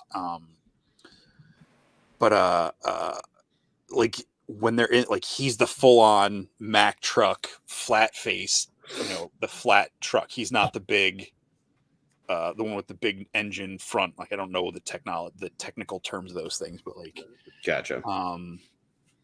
And he's a Mack truck, not the Peterbilt. Yes, thank you. So Prime's kind of a dick in this movie, but again, it's because it's a weird shift in seeing that personality, because he's Prime. It was just a little weird. Like, I'm starting to appreciate it now more that I think about it, but it was off-putting the first time. It can't be as bad as the Michael Bay movies where he's just straight up ripping people's faces off or shotgunning them in the head and stuff like that. He's bloodthirsty Prime. It's more of, he just cares about getting the Autobots back home. He doesn't care about the humans, which in a way I kind of like, because he hasn't established that bond yet in these movies. So, it was just all, like I said, it was just off-putting watching it the first time. And then, I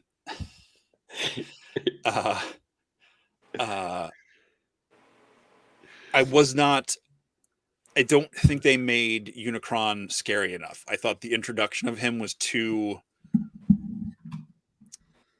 it wasn't, the introduction to him in the 86 movie, again, I was a little kid, so maybe there's like that. I'm trying not to, like, that terrified me as a kid, seeing that planet with the them getting like suctioned off the surface of the planet, and the pinchers coming in.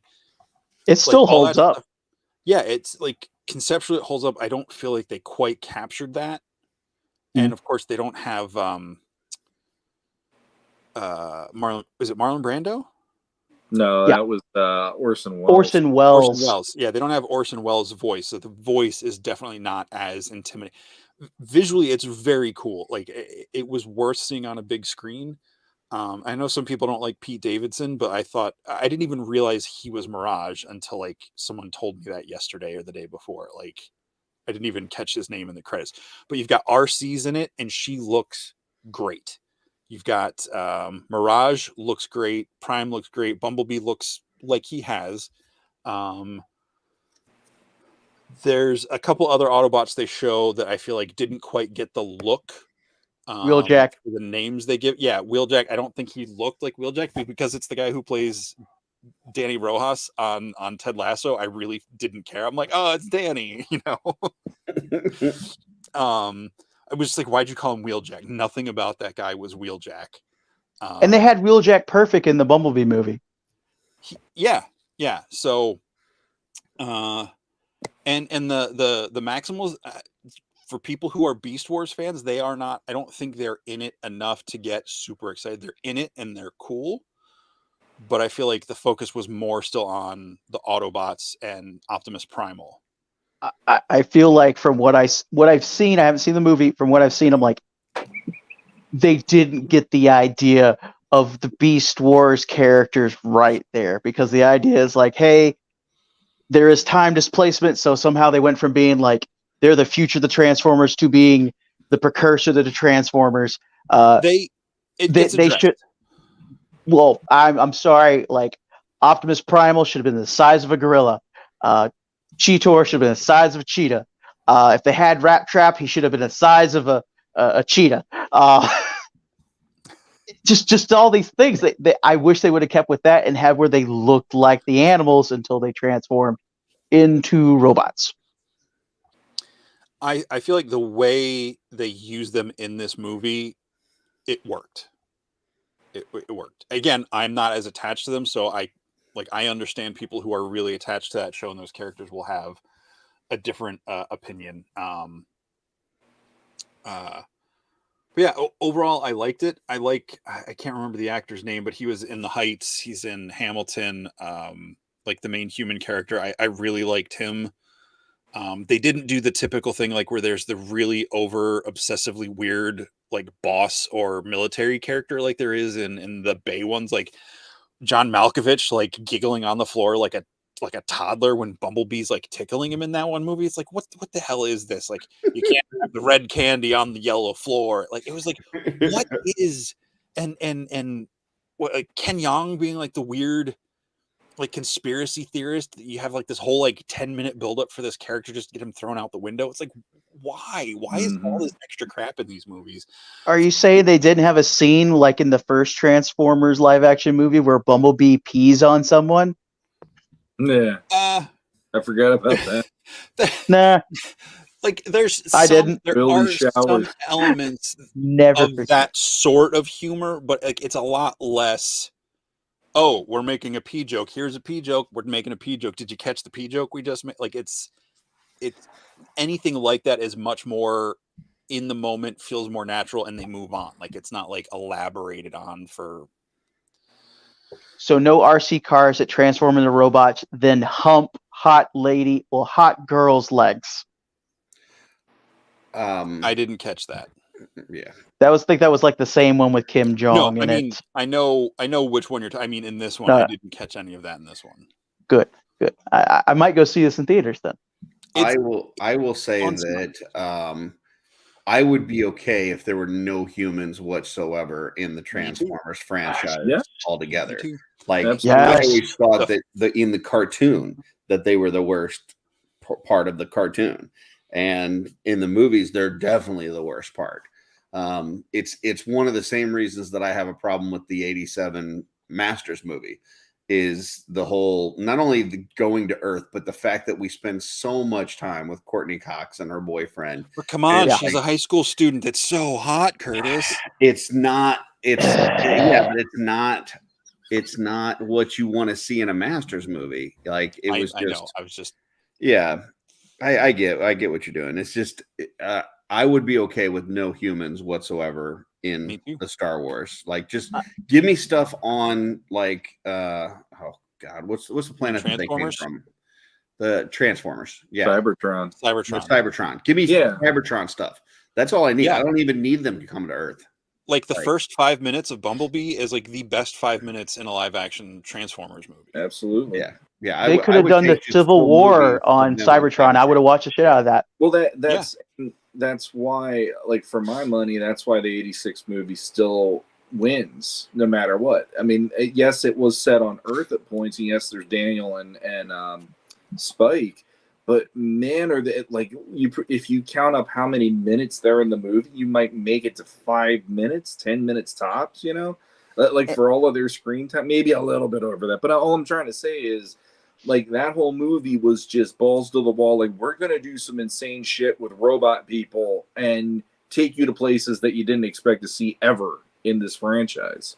And then when you did have Daniel in there, it'd be like, hey, you know, we're not on Earth. We're going to take him, and he's going to be about to be dropped in the Unicron smelting pit. And then it's like, he's your voice in this movie where he's like, oh, shit.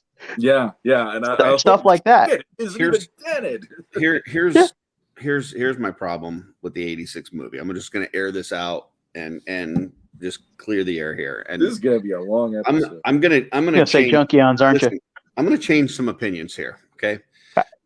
Because you ever have one of those friends that's just like a fun friend to hang out with? Like you go, you do stuff together, you play video games, you go to movies, you hang out, you go pick up chicks, whatever. Just a fun guy to hang out with, right? And then he gets married and he has some kids and he starts driving a minivan and he's just not the same person that you know, he's not the same guy anymore. That's the whole hot rod Rodimus thing. Like you took this sports car and basically turned it into like a station wagon or whatever the fuck he is with that trailer on the back.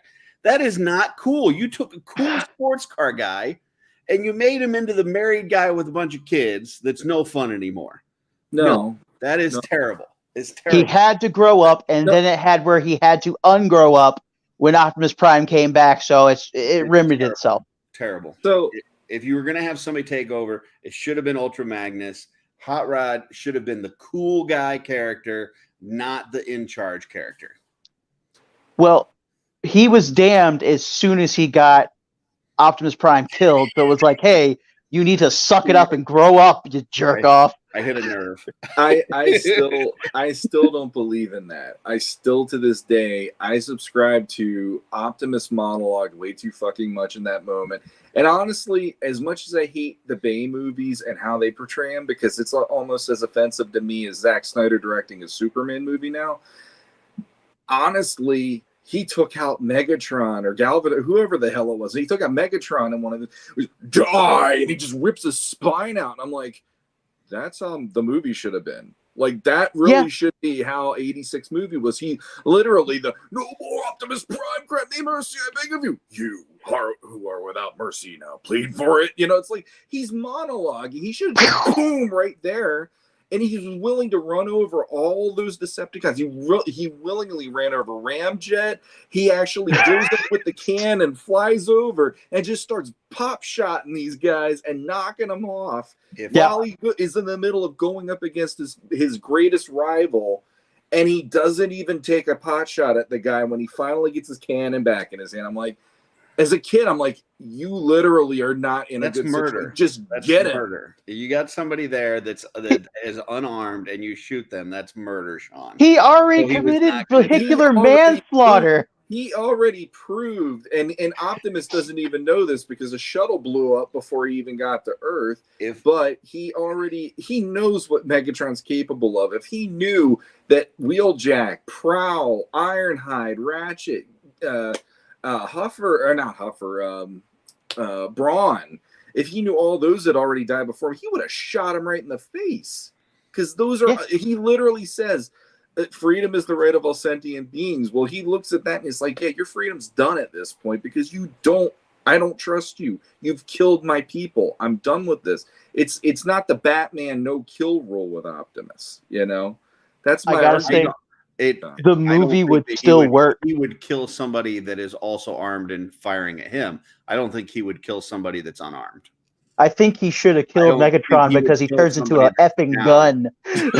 I think that is actually a good point. I think when somebody is broken and down and they're laying there, no, I don't see him just pulling that trigger. Number one. Number two, if Hot Rod wasn't there being a whiny bitch, Optimus wouldn't have got distracted and got killed anyway. So just saying, just throwing it out there. And the movie still works if Optimus Prime does end Megatron. Soundwave can still pick up the body. It can still get dumped off. It can still get reformatted by Unicron, and he can still turn to Galvatron.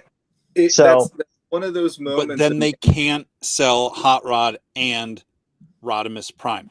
Exactly. I mean, like, I don't want a station wagon. Wait. I don't want a station wagon gay toy. Sorry, like let me say something here. I agree with Curtis. I don't like Rodimus Prime. I didn't like that to me it was like big, except he was forced to become an adult, not just get taller. Like he forced grow up. I don't disagree with Sean though. I don't disagree with the monologue. I do think Prime should have taken Megatron out. Because like we've been watching the show for how many years, and it's like, yes, he's bad. This is the movie. Like, we just watched all the heroes get slaughtered. The good guys can take some of the bad guys out. Like, this is, Bumble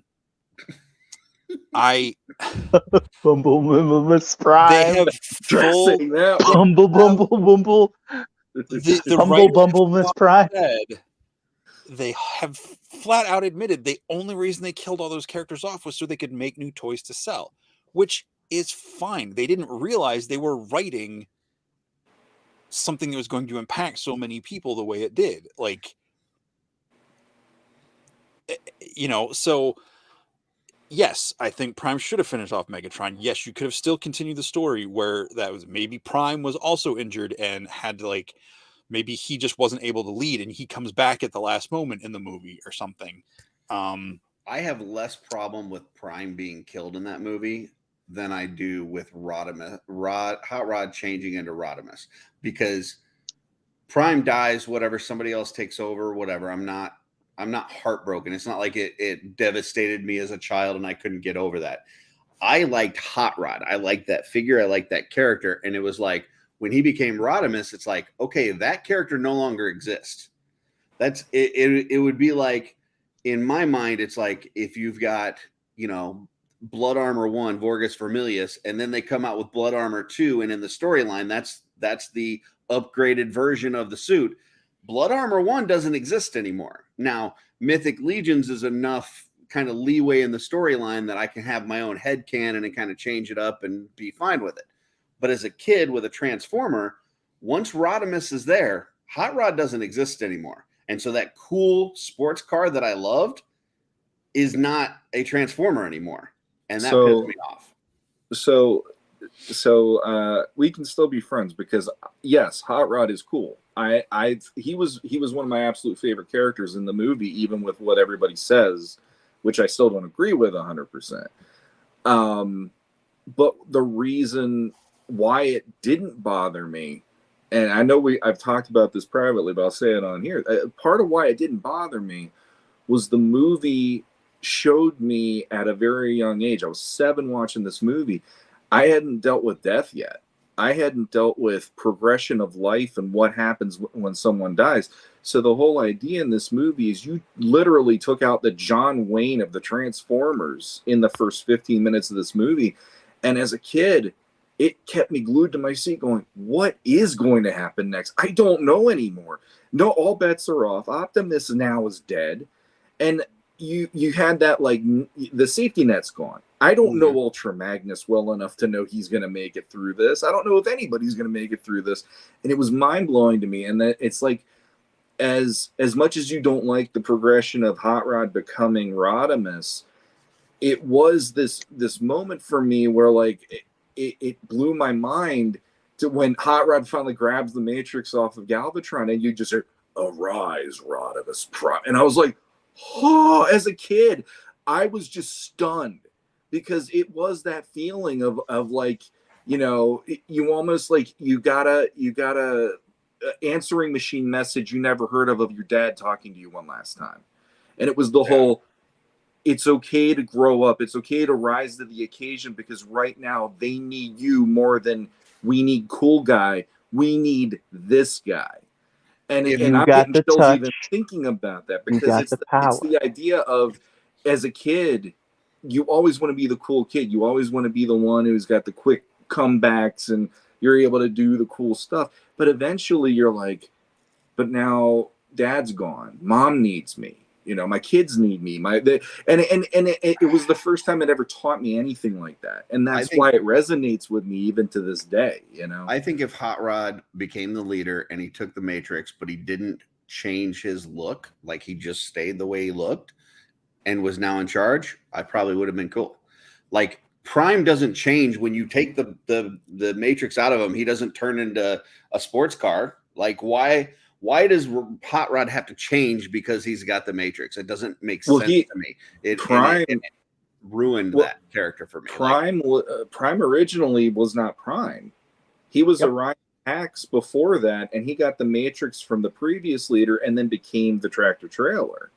So it's part of the whole passing of the Matrix. You become, and the thing that I looked at when it came to that moment, and I get it. You're looking at it from he's a sleek, sexy sports car driving around, turbo revving young. Same thing later with the bad guys, like the cool fighter jets that I love from watching like Top Gun and stuff.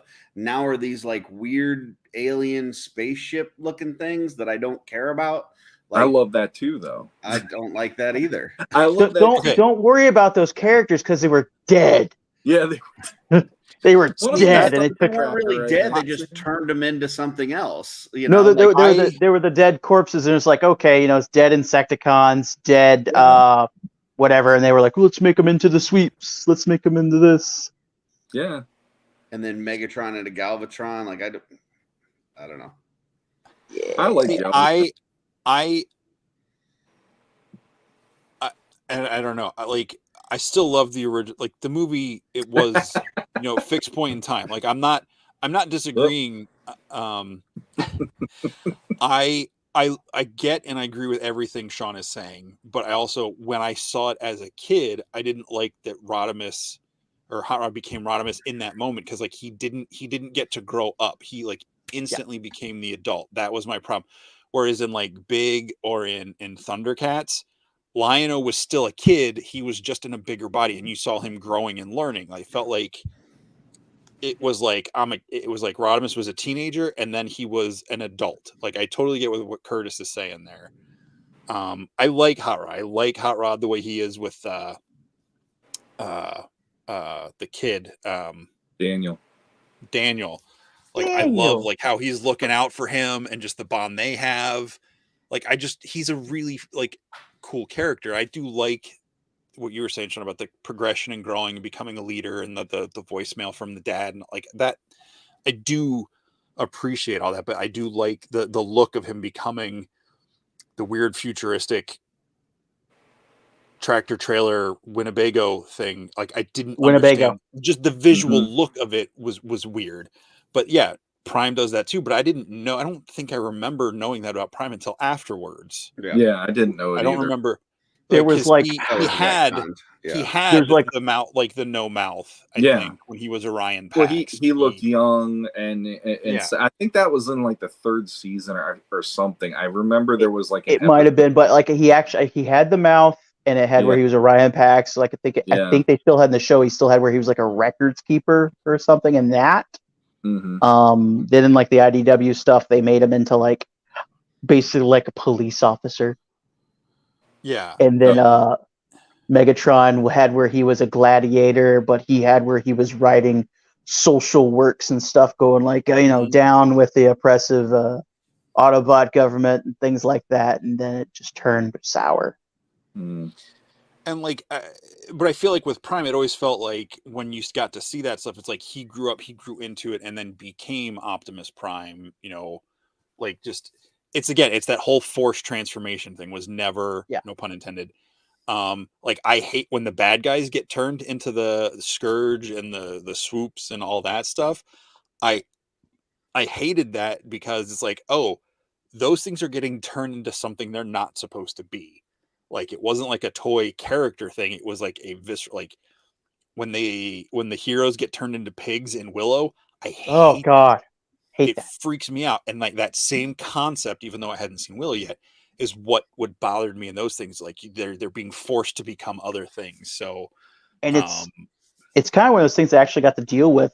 Like I've never finished all of the third season of like Transformers, but they have an episode where they deal with Galvatron being being formerly Megatron, transformed into Galvatron, and just the madness he has, and just like the insanity there, and just the mental issues. And it has where it was touching on at the time, like having mental issues and trying to deal with that, and friends trying to help you, even if they are swoops and sweeps and stuff. But Plus, throw this out there. I'm a Starscream guy, and they did my boy Starscream wrong. Oh, Starscream got what he needed because he was Starscream had that coming. What are you? He had that coming for years. He had that coming for when he like.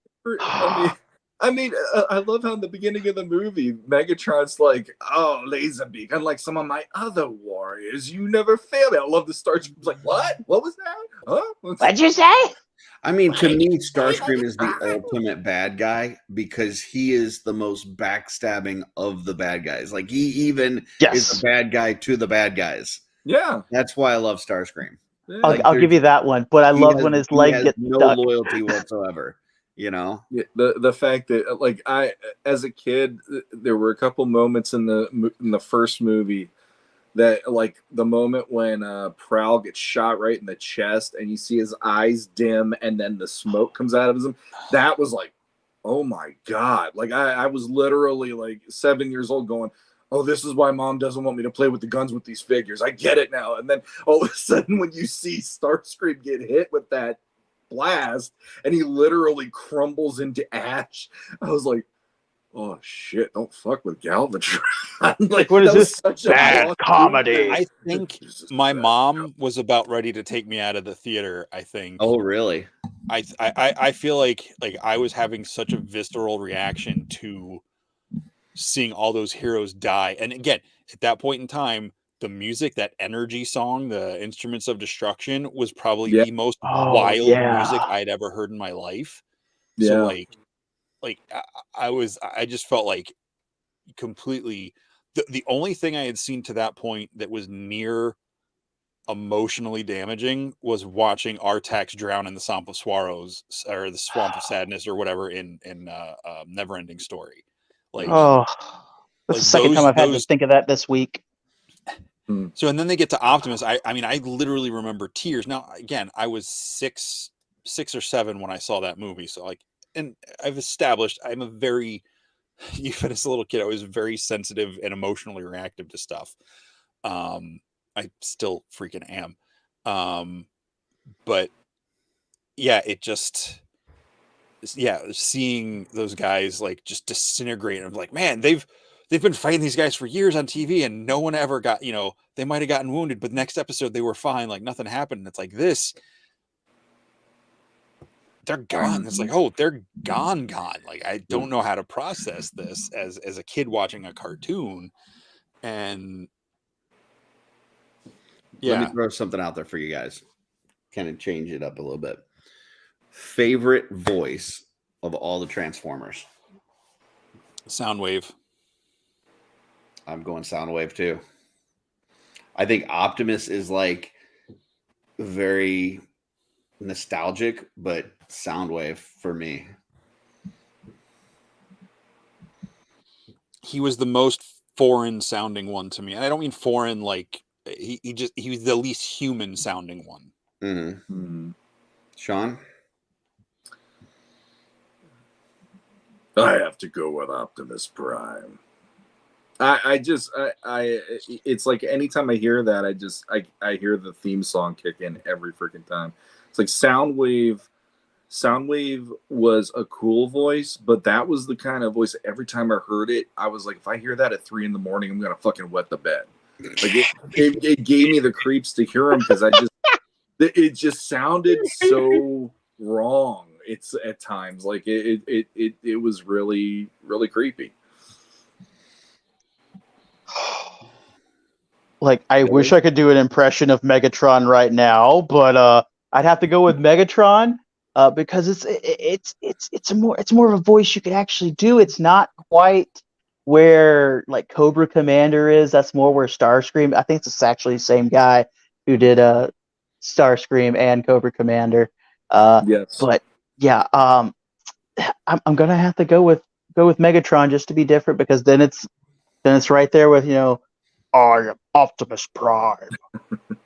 The craziest part is they may have the best voice acting of any cartoon. Like if you just think through, like I can hear in my head Starscream, Megatron, Optimus, like even like Jazz. Like there's like I can hear all those voices in my head. If I think back to like Masters of the Universe, maybe 2 or 3 characters.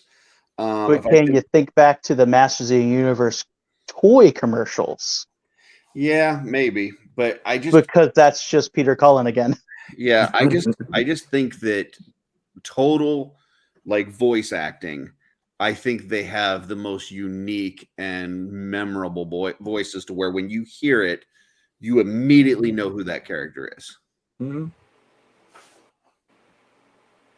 Yeah. The hardest part for me is I've watched the movie so many times that's like so ingrained in my head that I can almost act out the whole fucking movie. And it's because of the voice acting. It's because of the cadences they do and all that. And it's like I couldn't do a Megatron that great, but I can definitely pull off a few of them. And it's, yeah, I mean, I always liked the Transformers stuff. It's like to me, it was like G.I. Joe Transformers were always kind of neck and neck at points, but I think Transformers the movie just pulled that completely out, and then it's like, nope, Transformers won that one for me. So, but it's weird to think the guy that did Fred's voice on Scooby Doo is also Megatron. That's nuts. I'll say this is my favorite character from the series. Who is? Optimus is. Okay. But Soundwave is right on his heels, and then Shockwave is right after them. Like those are my 3 favorite Transformers. What about toy? What was your favorite Transformers toy?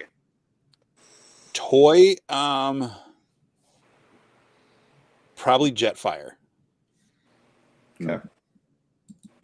Because I think he was the biggest one I had as a kid. Mhm. And, you know, I got him, you know, of course, like Top Gun was like all high. I'd not seen Top Gun, but like those jets were like super high, you know, like pop culture, zeitgeist, you know, all that crap. And I love that he had like the red, you know, accessories that you could like put on to like armor him up. And I just thought the distinct look between the red and the white was really cool. And I loved like the visor and the pivoting guns on his head. So yeah, he was my favorite toy of the ones I had anyway. Bye, Sean. I'm back. Billy. I think. Oh God. It's long since gone. I remember the first. It was the first. I think it was maybe it was the 20th anniversary or so, where they put out in Walmart. Even it was the Masterpiece Optimus Prime that had the base where he could speak. That was like the best. That was the top like Transformer toy I had as a kid.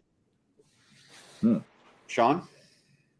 I gotta go with a sentimental favorite, I guess. The first Transformer I ever got was Sideswipe. And to this day, like anytime I see him represented, except for in the Bay movies, because that was crap. Anytime I see him represented otherwise, it always makes me smile because he never got as much credit as the others on the show. Nice. So, yeah. For me, it's Defensor, which yeah, my I can't remember if it was Christmas or what, but I remember my brother got Devastator, and I got Defensor, and I was over the moon excited because I loved all the you know, the cop car and the helicopter and the fire truck, and it was like all these like heroic vehicles. And then they form into this big giant robot. So it was like Devastator, but good, you know? And yeah, that was always my favorite. I think that thing is just awesome. I've looked at trying. That's one of the few like very nostalgic toys in my memory that I haven't gone back and repurchased just because it's kind of pricey. But yeah, that's one that I would love to have in the collection again someday. So yeah, cool. Well, guys, we're closing in on 4 hours. I think that's probably a show. Yeah, it's a show now. Yeah. We were sure you thought we were done an hour ago. Yeah, we were. I tell you what, at one point we were over 20 people in the chat, so we were popping there for a bit. So that's when we should have brought up like, who would you make Devastator out of besides the normal work trucks he's made out of? Go. Yeah, that'd be cool. Don't do it. Don't stop. Don't. No. Well, for everybody in the chat, appreciate you stopping by. Anybody checking this on replay, thank you very much. Don't forget to subscribe to the channel. Join us in our Legendsverse group on Facebook, so you can see whenever we're going to have shows and what we're going to have going on. It's the best way to keep in touch with everything going on for all of our shows, for Legends of Grayskull, Shooting the Shelf, and for OffWorld. I'm Curtis Ackerman, and the next thing we've got is Sunday on Shooting the Shelf. Jesse and I have an amazing guest, Cameron from Horseman Studios. One of their official painters is going to be on with us, and that is going to be a very fun episode. So, Sean, you got anything going on to promote? No, I amazingly do not. We're going to try to plan another Legends of Grayskull at some point, but as of right now, we don't have that date figured out. So we will let you know when we are going to, though. We will post in the Legendati. Cool. Jesse, you got anything? Yes, Sunday night, my co-host Curtis and I have got Cameron Smith from Four Horsemen Studios. Oh, that's awesome. What does he do? Shooting the show. Official painters for the Four Horsemen. Oh, that should be fun. Oh, does he have swatches? So I'm sure we'll talk about like Barbies and My Little Ponies and stuff. So nice. Well, you can talk about the time he made you laugh. Oh yeah. That was a I had to go great and moment. open my mouth, and then that became some fodder for you that day. Yeah. Sean's just telling a nice story about how he went to art school or something. We're sitting in the break room area at intern for a day, or was it? Yeah, it was intern for the day. Yeah. And then Cameron's just walking from like the back area across into like the lounge area, and he's walking by. He heard Sean say something about like art school, and he just goes, "Nerd." Yeah. Just like kept walking. That's great. If I remember it, I just kind of sat there and I'm like, Oh God, I am a nerd. Respond to that. I was not What expecting you were like? You're like, yeah, that's fair, or something like that. And then someone was like, That's funny. Like I didn't know who Cameron was at that point in time. And then someone explained it, and I was like, Oh, it's even better. That's great. Could have this guy just walking through, just going nerd. I mean, I knew he worked there, but I didn't like, anyway. Gotcha. Good times. Billy, you got anything to promote? My YouTube channel. 10 people who have not subscribed to it, please go subscribe to it so I can finally hit 500 subscribers. Woohoo! Nice. Yeah. They're readjusting things you can do with like YouTube channels. Once you hit 500 subscribers, you can do a couple things with that. Still no monetization really, but you can be like, hey, I can do stuff, things. Okay. So in terms of stuff and things that you have coming up, I know you just did a review of the owlbear, right? Or no, you did the Dicelings too? Yes. That's the most recent one? Yeah, the Dicelings one was stupid popular, and I'm just like, why? Why? Anything else that coming up that people should be aware of? When my AC starts working, maybe I'll start painting tutorials and sculpting, maybe? There you go. Instead of living in my cold cave that I'm in right now. All right. Well, thanks, everybody. It's been a great show, and we'll see you next time when we go OffWorld. Laredo, take us out. Take her out.